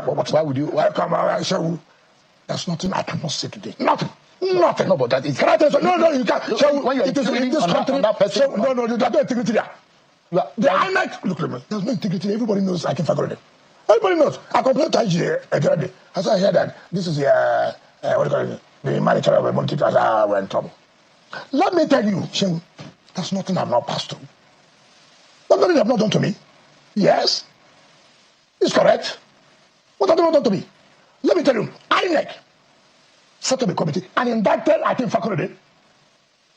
Shem, the report is there. I will get it. INEC wrote to police that this man should not be involved in the election again. I'm telling you what happened. So I as I sit here today, with all amount of authority, nobody. Nobody can intimidate me, blackmail me, say this. Let me tell you what is going on. I'm sorry, there was that to somebody, and that was going on here in the FCT. Nobody wants you to take the correct position, take decision. Nobody. Blackmail this. Take, for example, see what's happening in River Park. That estate? Yes. What you are doing to them, is it fair? What is going to do to the people who legitimately bought no, it's not correct. It's not correct. It's not correct. Tán bí òtán who is not correct. Ẹ rí wípé Ọlọ́run ti gbèjà Kemi Badenoch. Abẹ́ ronú débẹ̀ ni. Ọlọ́run ti gbèjà Kemi Badenoch nígbà tí Kemi Badenoch jáde tó sọ̀rọ̀ nípa àwọn ọlọ́pàá lọ́jọ́ sí. Wọ́n ní kó gbẹnu sọ́hùn. Ìkànnú ọmọ Nàìjíríà rìndìn òun náà tiẹ̀ tún gba UK lọ tó ń wá àdírẹ́sì rẹ̀ kiri tó rè ra bàtà fún pé bàtà tágọ́ àbúrò rẹ̀ tó ní àwọn ọlọ́pàá Nàìjíríà jíire ara padà fún ọ o ara padà mò ń wò báyìí pé ọ̀dẹ̀ ẹ̀gọ́ abẹ́ rí báyìí Ọlọ́run ti justify ó ti gbé lékè òdìdí mínísítà lábẹ́ ìṣèjọba ààrẹ Tinubu ló wá ń pe ọlọ́pàá Nàìjíríà lápààyàn. Ǹjẹ́ kí ni Kẹ́mi pe ọlọ́pàá Nàìjíríà lọ́jọ́ sí náà olólè ẹni ṣe à ń commonize gbogbo wọn irọ́ à commonize gbogbo wọn ṣùgbọ́n tẹ̀tẹ̀ bá ti dé bá ìkànnù wọn gbogbo wọn náà ló dé bá orúkọ ọlọ́pàá Nàìjíríà ń bàjẹ́ nìyẹn iwájú kámẹ́rà ní Wike ti sọ gbogbo àgbáyé ní ń gbọ́ gbogbo àgbáyé ní bẹ́ẹ̀ náà sì ni USA náà ẹ̀ ṣàgbọ́ nítorí ọ̀rọ̀ rẹ̀ wọ́n ti ní gbogbo wọn ní ẹnìkan kò kọjá àbáwí lọ́dọ̀ àwọn pàápàá jùlọ tán bá ti yọ ọwọ́ rẹ̀ ò tán rí pé corrupt wọ́n láwọn kọ̀kọ́ ban visa rẹ̀ gbogbo eléyìí tí ń sọ pé àwọn ọmọ Amẹ́ríkà wọ́n máa ń revoke privileged citizenship náà ní wọ́n máa revoke ẹ̀ sínsìn ṣùgbọ́n yóò ṣàlàyé ẹnu rẹ̀ ó fẹ́ bò ó ti pàdé ẹni tó ju tiẹ̀ lọ báyìí Sowore ó ti pàdé ẹni tó ju tiẹ̀ lọ ṣùgbọ́n èmi bá Kẹ́mi yọ̀ mo bá ra mi yọ̀ wípé odidi mínísítà wá jáde síta ó ní apààyàn lọ́lọ́pàá Nàìjíríà ó lóun sì sọ fọ́gà wọn tí USA bá gbọ́rú eléyìí tí UK gbọ́rú eléyìí ó mà ṣe o àṣé kò tiẹ̀ ní pẹ́ rárá ní tí ń tán lọ́dún eégún kò sí àṣegbé mọ́ àṣepamọ́ ló kàn Kẹ́mi you are justified mo gbé gbòòsà àti kùndùsì fún Kemi Badenoch kójú wa mọ̀ tí gbogbo àwọn tó ń sọ̀rọ̀ sí lọ́jọ́ sí pé kí ló tó sọ̀rọ̀ sọ́lọ́pàá kí ló ti ń ba orúkọ ṣé èrò pò ó dá lẹ́nu ní tí Wike sọ yìí gbogbo ọlọ́pàá Nàìjíríà ló tàbùkù gbogbo ọlọ́pàá Nàìjíríà ló pè lápá yẹn ó nìyẹn o àyà ní ká mọ̀ mọ́ dá sí o pé kán fojú ara wọn wí ná pé ọlọ́run ò sì ní jẹ́ ó tán lẹ̀ pé ìsìn gan ló yẹ káwọn ọmọ nàìjíríà kán wá jáde síta kán lóòótọ́ ní Wike sọ apá bó lè yóò ṣe jẹ́ ọ̀gá ọlọ́pàá tó tún súnmọ́ IGP tán sì fi ẹ̀sùn bàǹtàbàǹtà ìkàn àmọ́ wo ní sẹ́ta IGP ògbé làwọn èèyàn bá ní ṣé Sowore ò ti wá mọ́ correct báyìí ṣebí wọn náà bá wọn sọ̀rọ̀ sí Sowore lọ́jọ́ náà mo ní mo ti gbẹ́nu mi dákẹ́ mo ní mo kọ́rọ̀ mi jẹ àbí mi ò sọ bẹ́ẹ̀ lọ́jọ́ sí ibi tí Sowore gúdù sínú ẹ̀jẹ̀ àfilẹ̀ kò ní ìdí ká máa béèrè ẹ̀rí lọ́wọ́ gbogbo àṣírí wọn ní ìsìn ní tú jáde sábàlájọ tó fi láyà akẹ́bọ jẹ tán ni ó kó ọ̀rọ̀ rẹ̀ jẹ tó lóhun òkú jẹ pé rárá òun ìkú èbíbí jẹ ọmọ ọkọ Oǹdó lòun Mọ́ọ̀mí Ọláyínká Adésínà fọwọ́ gbáyà Mọ́ọ̀mí Sadélótò náà fọwọ́ gbáyà fún wípé àwọn wà lẹ́yìn rẹ̀ àwọn abiyamọ àwọn babiyamọ náà gbàdúrà fún kí ni ó wá sí mi tí wọn ò ní ìmú sí wọn ò ní nítorí kò sí Yorùbá nìsan ní ìsìn ibi tó wà náà ibi tó lọ ń pè sínú ibi tó lọ ń bá pè oníkálukú sí ni ó sì ń sọ̀rọ̀ fatafata kó kàn jọ á nífẹ̀ẹ́ rẹ̀ ni kó mọ̀ yọrọ̀ sùn kó mọ̀ jẹ́ kán mọ̀ ń sáhàmọ́ kó mọ̀ pèsè wọn lọ́wọ́ ṣùgbọ́n àwọn international ajàfẹ́tọ̀ ọmọnìyàn wọ́n ń tọ́ torchlight sí kiri báyìí nítorí wọ́n ti mọ̀ wípé ọ̀rọ̀ Sowore kàn fẹ́ dá kókàn jẹ́ pé kì í ṣe lọ́ọ̀yà tààràtààrà ṣùgbọ́n náà mọ̀ òye kì í ṣe pé practice law mo mọ̀ bóyá ó ṣe kọ́ọ̀sì law ṣùgbọ́n gbìyànjú mi ò tí ì rí èèyàn tó tún gbójú lọ́yà lẹ́yìn ìgbà tí bàbá Gani Fáyìnì ti lọ bàbá Fẹ́mi Fálànà náà gbìyànjú bó ti ẹ̀ jẹ́ wípé àwọn ń fi law ṣe ni ṣùgbọ́n nínú struggle ẹ dárúkọ èèyàn míì tó tún jà fitafita báyìí obìnrin wà o Yéṣùfù náà níjà ṣùgbọ́n ti darapọ̀ mọ́ Sowore náà ń ṣòṣèlú ṣùgbọ́n Yéṣùfù náà gbìyànjú ń gbà ẹ́sà sùúrù àwọn tá a fẹ́ lélẹ̀ àbí gbogbo èèyàn ní ìjọba ó sì pa lẹ́nu mọ́ ó dá o ẹja kò mẹ́ ẹja wá lọ tààràtààrà sí ṣé ká lọ Benue ní ìsìn ẹja lọ sí ọ̀dọ̀ Gbọ̀dálàolú ní New York ní UN80th meeting number 80 ní 88 tó ti sọ importance ó yẹ kí ààrẹ Tinubu wà ń bẹ̀ ìdí tó yẹ kán fi wà ń bẹ̀ the biggest economy nìyẹn ó dàgbọ́n ti la South Africa in Africa kí ló wá dé kí ló ń bà yín lẹ́rù kí ló dé tẹ̀ ń sún sẹ́yìn tẹ̀ ń rán under my boot kiri èyí ló yẹ kẹ́ wà ń bẹ̀ opportunities wà fún yín gbogbo eléyìí tẹ̀ ń sáré kiri tẹ̀ ń kúlù bọ́ọ̀dì kiri ibi ìgan ẹ pàdé gbogbo àwọn tẹ̀ ẹsẹ̀ ń lọ orílẹ̀-èdè kọ̀ọ̀kan ẹ lọ Brazil ẹ lọ Guinea ẹ lọ gbá ẹ lọ France ẹ pàdé gbogbo wọn ní UN tẹ́jọ buwọ́lu ohun tẹ́ bá fẹ́ buwọ́lu ẹ bá ń tẹ̀sí abẹ́rẹ́ yá gbọ́rọ̀ lẹ́nu Gbọ̀dálàolú ọ̀rọ̀ wọn make sense. In diplomacy, presence is power and absence is notice. President Bola Ahmed Tinubu is going to be absent at the United Nations General Assembly for the second time. Currently, Nigeria doesn't have ambassadors in its well over 100 diplomatic missions across the world, including here at the United Nations. No permanent representative since 2024. And now, world leaders are gathering as from Tuesday here in New York, the largest gatherings of heads of state and government on the earth. And it happens once every year. But guess what? President Bola Ahmed Tinubu is going to be absent just like he was last year. For context, President Buhari attended every General Assembly meeting of the United Nations for the 8 years he was in office. So this is a serious matter because in diplomacy, presence is power and absence is notice. It was a former UN Secretary of State who said, if you are not at the table in the international system, you are going to be on the menu. Here in New York, leaders from all over the world are converging to define their country's place in the world. The summit officially started September 9, but the general debate for heads of states and governments starts from September 23 to the 29th. Last year, Vice President Kashim Shettima stepped up to the plate at the last minute to represent Nigeria, and observers said he performed very well. The president again has tasked his deputy to speak on Nigeria's behalf. There is no official reason given for the president's absence for the second time, but I guess none is required. What some retired and serving diplomats worry about is that Nigeria is missing out on the world's largest multilateral gathering where leaders often deepen relationships and advance their country's interests. Not that the vice president doesn't represent the country, but presidents open doors that vice president cannot. Why does it matter? The General Assembly is more than a week of speeches. It's the world's largest marketplace practically and diplomatically. Behind the cameras, presidents and heads and prime ministers hold private meetings where serious deals are initiated, security partnerships are shaped, and multilateral funding unlocked. For Nigeria, a handshake in New York can accelerate deals that might otherwise take years or decades, if ever. With over 200 million citizens and Nigeria's role as the economic engine of West Africa, we typically as a country command attention here at the UN when the president himself shows up, doors open faster, and requests to see the president also abounds, including from people that really matter. Nigerians have noticed a president who frequently travels internationally. That's President Tinubu. But now he has kept hunger for 2 years in a row. Is it that the president is prioritizing domestic challenges over attending the world's largest diplomatic forum? Whatever the reason is, in diplomacy, presence is power and absence is noticed. Especially not at this crucial time when Africa is pushing for the reform of the United Nations Security Council, with Nigeria likely to be a beneficiary. There are also issues around debt relief and climate financing, with African nations receiving only a fraction of the funds required, for instance, for climate adaptation issues. And Nigeria, as Africa's largest economy, has a critical voice to these issues. Nigeria's absence, with the president's absence, makes the matters a little bit dicey. So while other world leaders debate conflicts, climate change, and global economic reforms, international security on the global stage, one of Africa's most influential presidents is not in the room for 2 years running. And for Nigerians watching closely, that absence speaks so loudly. Ó dá káàbọ̀ padà ẹjẹ́ wá débọ̀ ní níbi tá a ti gbọ́ tán sọ wípé wọ́n pa àwọn àmì tí iye tán pa iye àwọn èèyàn tán pa tó fẹ́ di àríyànjiyàn ṣùgbọ́n tán sọ wípé wọ́n kó wọn cross border lọ sí hospital ní Cameroon. Confusion break the bone.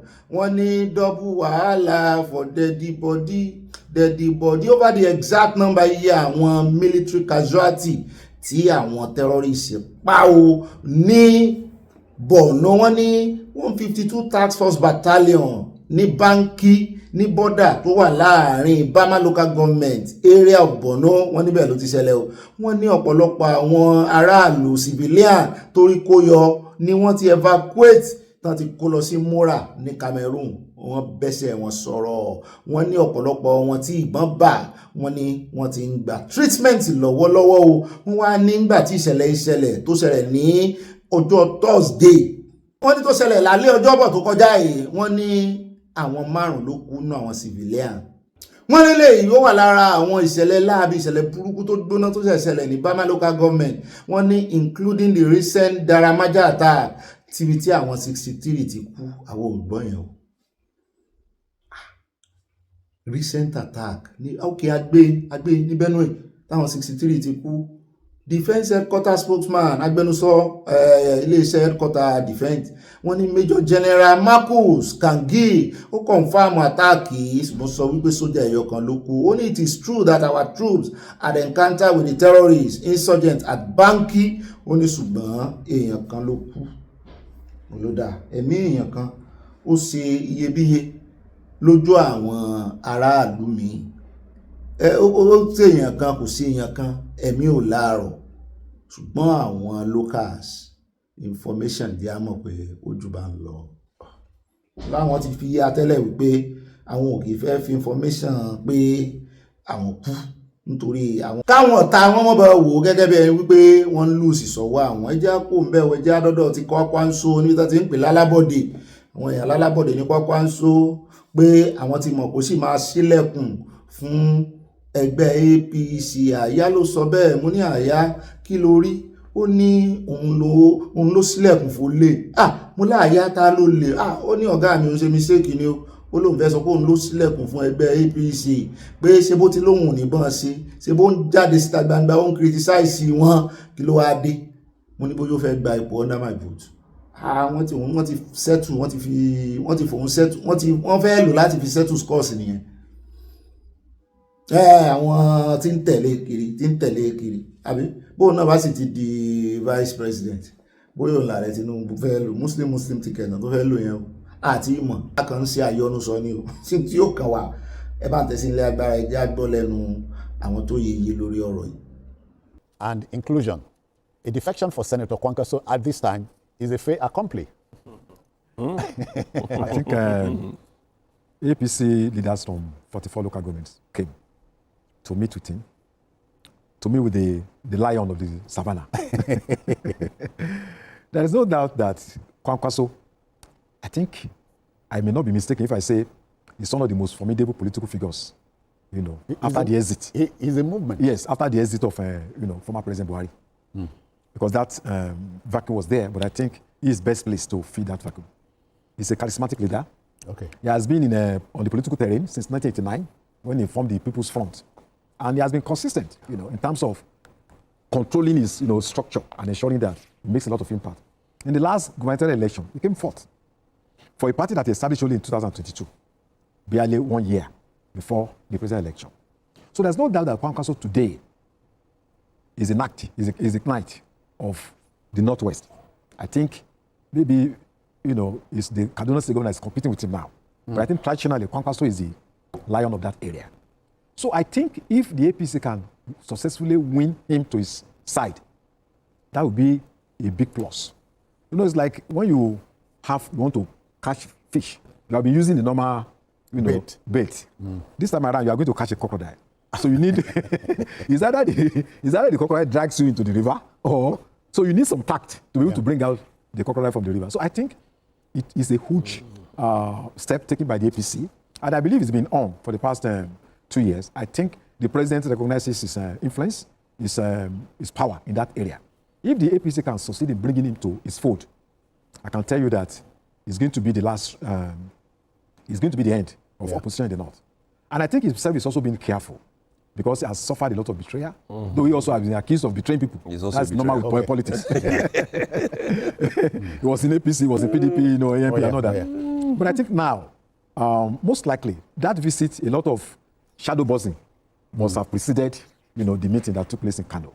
So this has been long in coming, and we all know it. In fact, at some point when another former governor of Kano, Abdullahi Ganduje, was sacked as national chairman of the APC, it was said that it was 2023, and that is still capable of happening. So what will this do for him? He's going to be the biggest beneficiary of that move, if he does, because he's obviously going to get an appointment. Ó dá káàbọ̀ padà ilé láàmọ̀ fi yanjú gbogbo ètò lónìí láàmọ̀ fi káde kò kárí àlùwàlá ìjáde orílẹ̀-èdè Niger níbi tá a ti gbọ́ wọn ní àwọn alákatakítí ẹ̀sìn pa èèyàn 22 níbi tó ti ń ṣèrìbọmi o. Àwọn agbébọn ti yìnbọn pa èèyàn 22 láti orí alùpùpù lẹ́gbẹ̀ẹ́ ìwọ̀ oòrùn orílẹ̀-èdè Niger. A gbọ́ wípé púpọ̀ nínú àwọn èèyàn tí wọ́n pa ló ń kópa níbi ètò ìrìbọmi kan kí ìṣẹ̀lẹ̀ ọ̀hún tó wáyé o. Ẹnìkan tó ń gbé agbègbè náà sọ fún iléeṣẹ́ ìròyìn AFP pé èèyàn 15 ló kú níbi ìrìbọmi náà tó wáyé lágbègbè ti Labẹ́rì tó wà láàrin orílẹ̀-èdè Mali àti Burkina Faso kí wọ́n tó gbẹ̀mí èèyàn 7 míì níbòmíì o. Ajàfẹ́tọ̀ọmọnìyàn kan níbẹ̀ Mikol Zodi sọ lójú òpó ayélujára rẹ̀ pé àkókò tí àwọn èèyàn ọ̀hún ṣàjọyọ̀ ìrìbọmi wọn lọ́wọ́ làwọn agbébọn náà síná bolẹ̀ látòrí ọ̀kadà tó ń gùn lọ. Fún ọ̀pọ̀ ọdún ní ìjọba Niger ti ń gbìyànjú láti pa iná àwọn alákatakítí ẹ̀sìn Islam tó ń ṣiṣẹ́ pọ̀ pẹ̀lú ẹgbẹ́ agbésùmọ̀mí Al-Qaeda àti Islamic State. Gẹ́gẹ́ bí ilé ìròyìn AFP ṣe jábọ̀, iléeṣẹ́ ìròyìn abẹ́lé Maestro TV jábọ̀ pé ìpakúpa ni wọ́n pa àwọn èèyàn náà. Ìjọba Niger ti fìdí rẹ̀ múlẹ̀ pé lóòótọ́ ni ìkọlù náà wáyé níbẹ̀, àmọ́ kò mẹ́nubà iye èèyàn tó bá ìṣẹ̀lẹ̀ náà lọ. Lọ́sẹ̀ tó kọjá ní àjọ ajàfẹ́tọ̀ọmọnìyàn Human Rights Watch sọ pé àwọn alákatakítí ẹ̀sìn ti bẹ̀rẹ̀ ìkọlù lákọ̀tún sí agbègbè náà. Kódà wọ́n ti pa èèyàn tó 127 tó fi mọ́ àwọn mùsùlùmí náà pẹ̀lú. Ṣé wá rí ní tá à ń sọ táwọn òfin kò wé èèyàn pọ̀ wọ́n ń pa mùsùlùmí náà. Àwọn alákatakítí tá a bá ti fi akatakítí sí àwọn oníjàgídíjàgan irú ẹ̀ náà ló sì ń yọ orí bọ̀. Wọ́n ti gbin irúgbìn ẹ̀ sílẹ̀ Yorùbá la ṣe ń sọ fún yín wípé ẹ mójútó ra yín. À ń sọ fún yín ó ti dẹnu ọ̀nà ní tó fi mú kán kó àwọn àgùnbánirọ̀ kúrò níbi tán wà tẹ́lẹ̀ lọ síbi tí ààbò ti péye. Ibo lààbò sì ti wá péye náà ní Kwara ní Ìlọrin. Bẹ́ẹ̀ náà ni ti Kogi wà ń bẹ̀. Ẹ wo iye ọlọ́pàá kan tó káwọ́ lérí lánàá. Àṣọ fídíò yẹn fún yín torí wọ́n fọ́kàn lórí bọ́ọ̀lẹ̀ báyìí kọ́líìgì ẹ̀ wọ́n pa àwọn ọlọ́pàá o.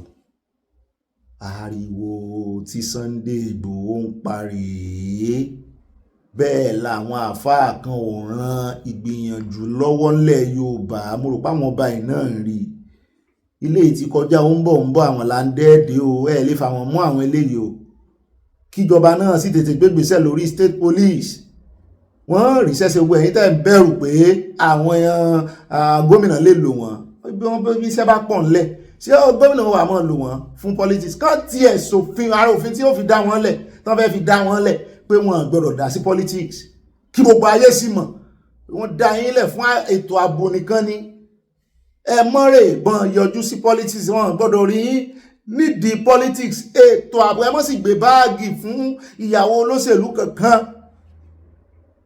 nítorí òfin tó bá fi dá wọn lẹ̀ ni ó dìfà báwọn èèyàn ṣe lè fojú wọn hàn ìmọ̀ torí àwọn náà wọ́n lè gbé wọn lọ ilé ẹjọ́ ṣùgbọ́n ẹ kó ìbọn gidi fún wọn jẹ́ kán tètè bẹ̀rẹ̀ àti forest guard owó orúkọ tẹ́ẹ̀rí kẹ́ ẹ pé wọ́n ẹ mójútó tí wá ńlẹ̀ Yorùbá àwọn ará bí wọ́n lè mọ para wọn pàpà wàhálà wọn ni àwọn náà ń pe sonso wọn á sì rí sonso àwọn náà ń pe sàríà lọ àwọn náà ń pe blasphemy kìíní kan àwọn náà ń pe oríṣiríṣi àwọn lóníjàgídíjàgan gbọ́n tó ń pè ní jàgídíjàgan nìyẹn ẹ̀yin mùsùlùmí alálàáfíà ẹni ṣe wọ́n ti ń kó yín pọ̀ àwa gan sakitiyan láti mọ̀ ńlá ni pa àwọn alálàáfíà wà ń bí orú ìròyìn tá a gbé ní ìsìn wọ́n pa mùsùlùmí náà ẹwà àwọn tí ń ṣèrìbọn mi tán pa nípa àyà ṣé tí kìrìsìtẹ́nì bá gbọ́ àbí táwọn christian countries bá gbọ́ ṣé wọ́n á mú àwọn á bìlífù pé kì í ṣe gbogbo mùsùlùmí ní í ṣe tó bá sì gbé ara tó fà á ṣe fẹ́ gbà fún Palestine yẹn pé kán di odidi orílẹ̀-èdè o ṣùgbọ́n àwọn country tó ń fọwọ́ sí wọn wọ́n ti ń fọwọ́ sí wọn bẹ́ẹ̀ náà ni bí àwọn oníjàgíjàgan yẹn bọ́ ṣe ń ṣe àìdá tó káàkiri Europe wọ́n ń jó ṣọ́ọ̀ṣì ní France wọ́n ń sọ oríṣiríṣi ní London ní ìsinmi gbọ́ wọn náà ti ń kírun ní ojú títì tí ò ṣẹlẹ̀ rí wọ́n ń pariwo ṣùgbọ́n tí kìrìsìtẹ́nì bá ń pariwo lára wọn náà ni ó rè mọ́ gbá kìrìsìtẹ́nì ń bẹ. mo rí dọkumẹ́ntì kékeré kan ọ̀pọ̀lọpọ̀ àwọn mayor ń bẹ náà ti gba kìíní ó ti ẹ̀dá mo rántí ìkànnú àwọn senator Shehu tó ti ṣèjọba rí gẹ́gẹ́ bí senator Nàìjíríà òun náà bá ní kí ìjọba tún èrò wọn pa lórí orúkọ tán mọ̀ pé àwọn local government chairman pé tán bá fẹ́ kán ríra wọn bí èèyàn tán bá fẹ́ kán ríra wọn bí ẹni pé àwọn náà wà lára àwọn tó ṣe kókó lára 3 tiers of government Nàìjíríà wípé kán pa orúkọ dà kán mọ̀ pé wọ́n ní mayor mo ní kí ló fẹ́ dà mayor ọ̀bù kí ló fẹ́ dà pé ìṣèjọba tá à ń practice ní Nàìjíríà federalism ṣé mayor náà wọ́n pè wọ́n ṣé mayor lẹ́ ń pè wọ́n ní USA mo mọ̀ pé ní UK mayor náà ń pè wọ́n parliamentary náà sì ń ṣe ní US kí lẹ́ ń pe orúkọ àwọn chairman local government yín mayor lẹ́ ń pè wọ́n orúkọ ìtàló làwọn ń pè wọ́n bí o gbọ́n bí mayor náà ló tẹ́ bá yí sí èbò mayor náà ló jẹ́ ṣùgbọ́n tó bá yí orúkọ wọn sí mayor ẹgbọ́ ó lè dá nǹkan bí alára ẹgbọ́ só lè ṣe magic wọ́n lè ṣe dáadáa àwọn gómìnà ti dáwọ́ wọn délẹ̀ ní rí jù báyìí lọ ó ń pa lọ́tún wọ́n ń pa lósì kò ní kàn wá ẹ wo àwọn tí èèyàn wọn kú nínú náà lérò Afriland ẹ wo àwọn opó wọ́n tún dà wọ́n yẹn sí ogod báyìí tíyàwó ẹ̀ ò bá ṣiṣẹ́ tí ò sí nǹkan kan ń bẹ̀ báyìí wàhálà ló kó sí ọlọ́mọdé á padà sí ẹsẹ̀ àárọ̀. ní Nàìjíríà ò ní í ṣẹlẹ̀ sí negatively kò ní í ṣẹlẹ̀ sẹ́mínà negatively a kú ìbẹ̀rẹ̀ ọ̀sẹ̀ tuntun o yóò bá aláyọ̀ bóṣù ṣe wá ń rí kọjá lọ yóò bá tiẹ̀ lọ o ní dànù mọ́ṣú láti Ọlọ́run Èdùmàrè yóò jẹ́ kò ní yẹ́ I love you and I always love you bye for now ire lójú oríire kàbìtì I see you tomorrow ẹ bá pín bó bá dénú yín ìmọ̀ràn yín náà ṣe kókó Ọlọ́run ṣe o.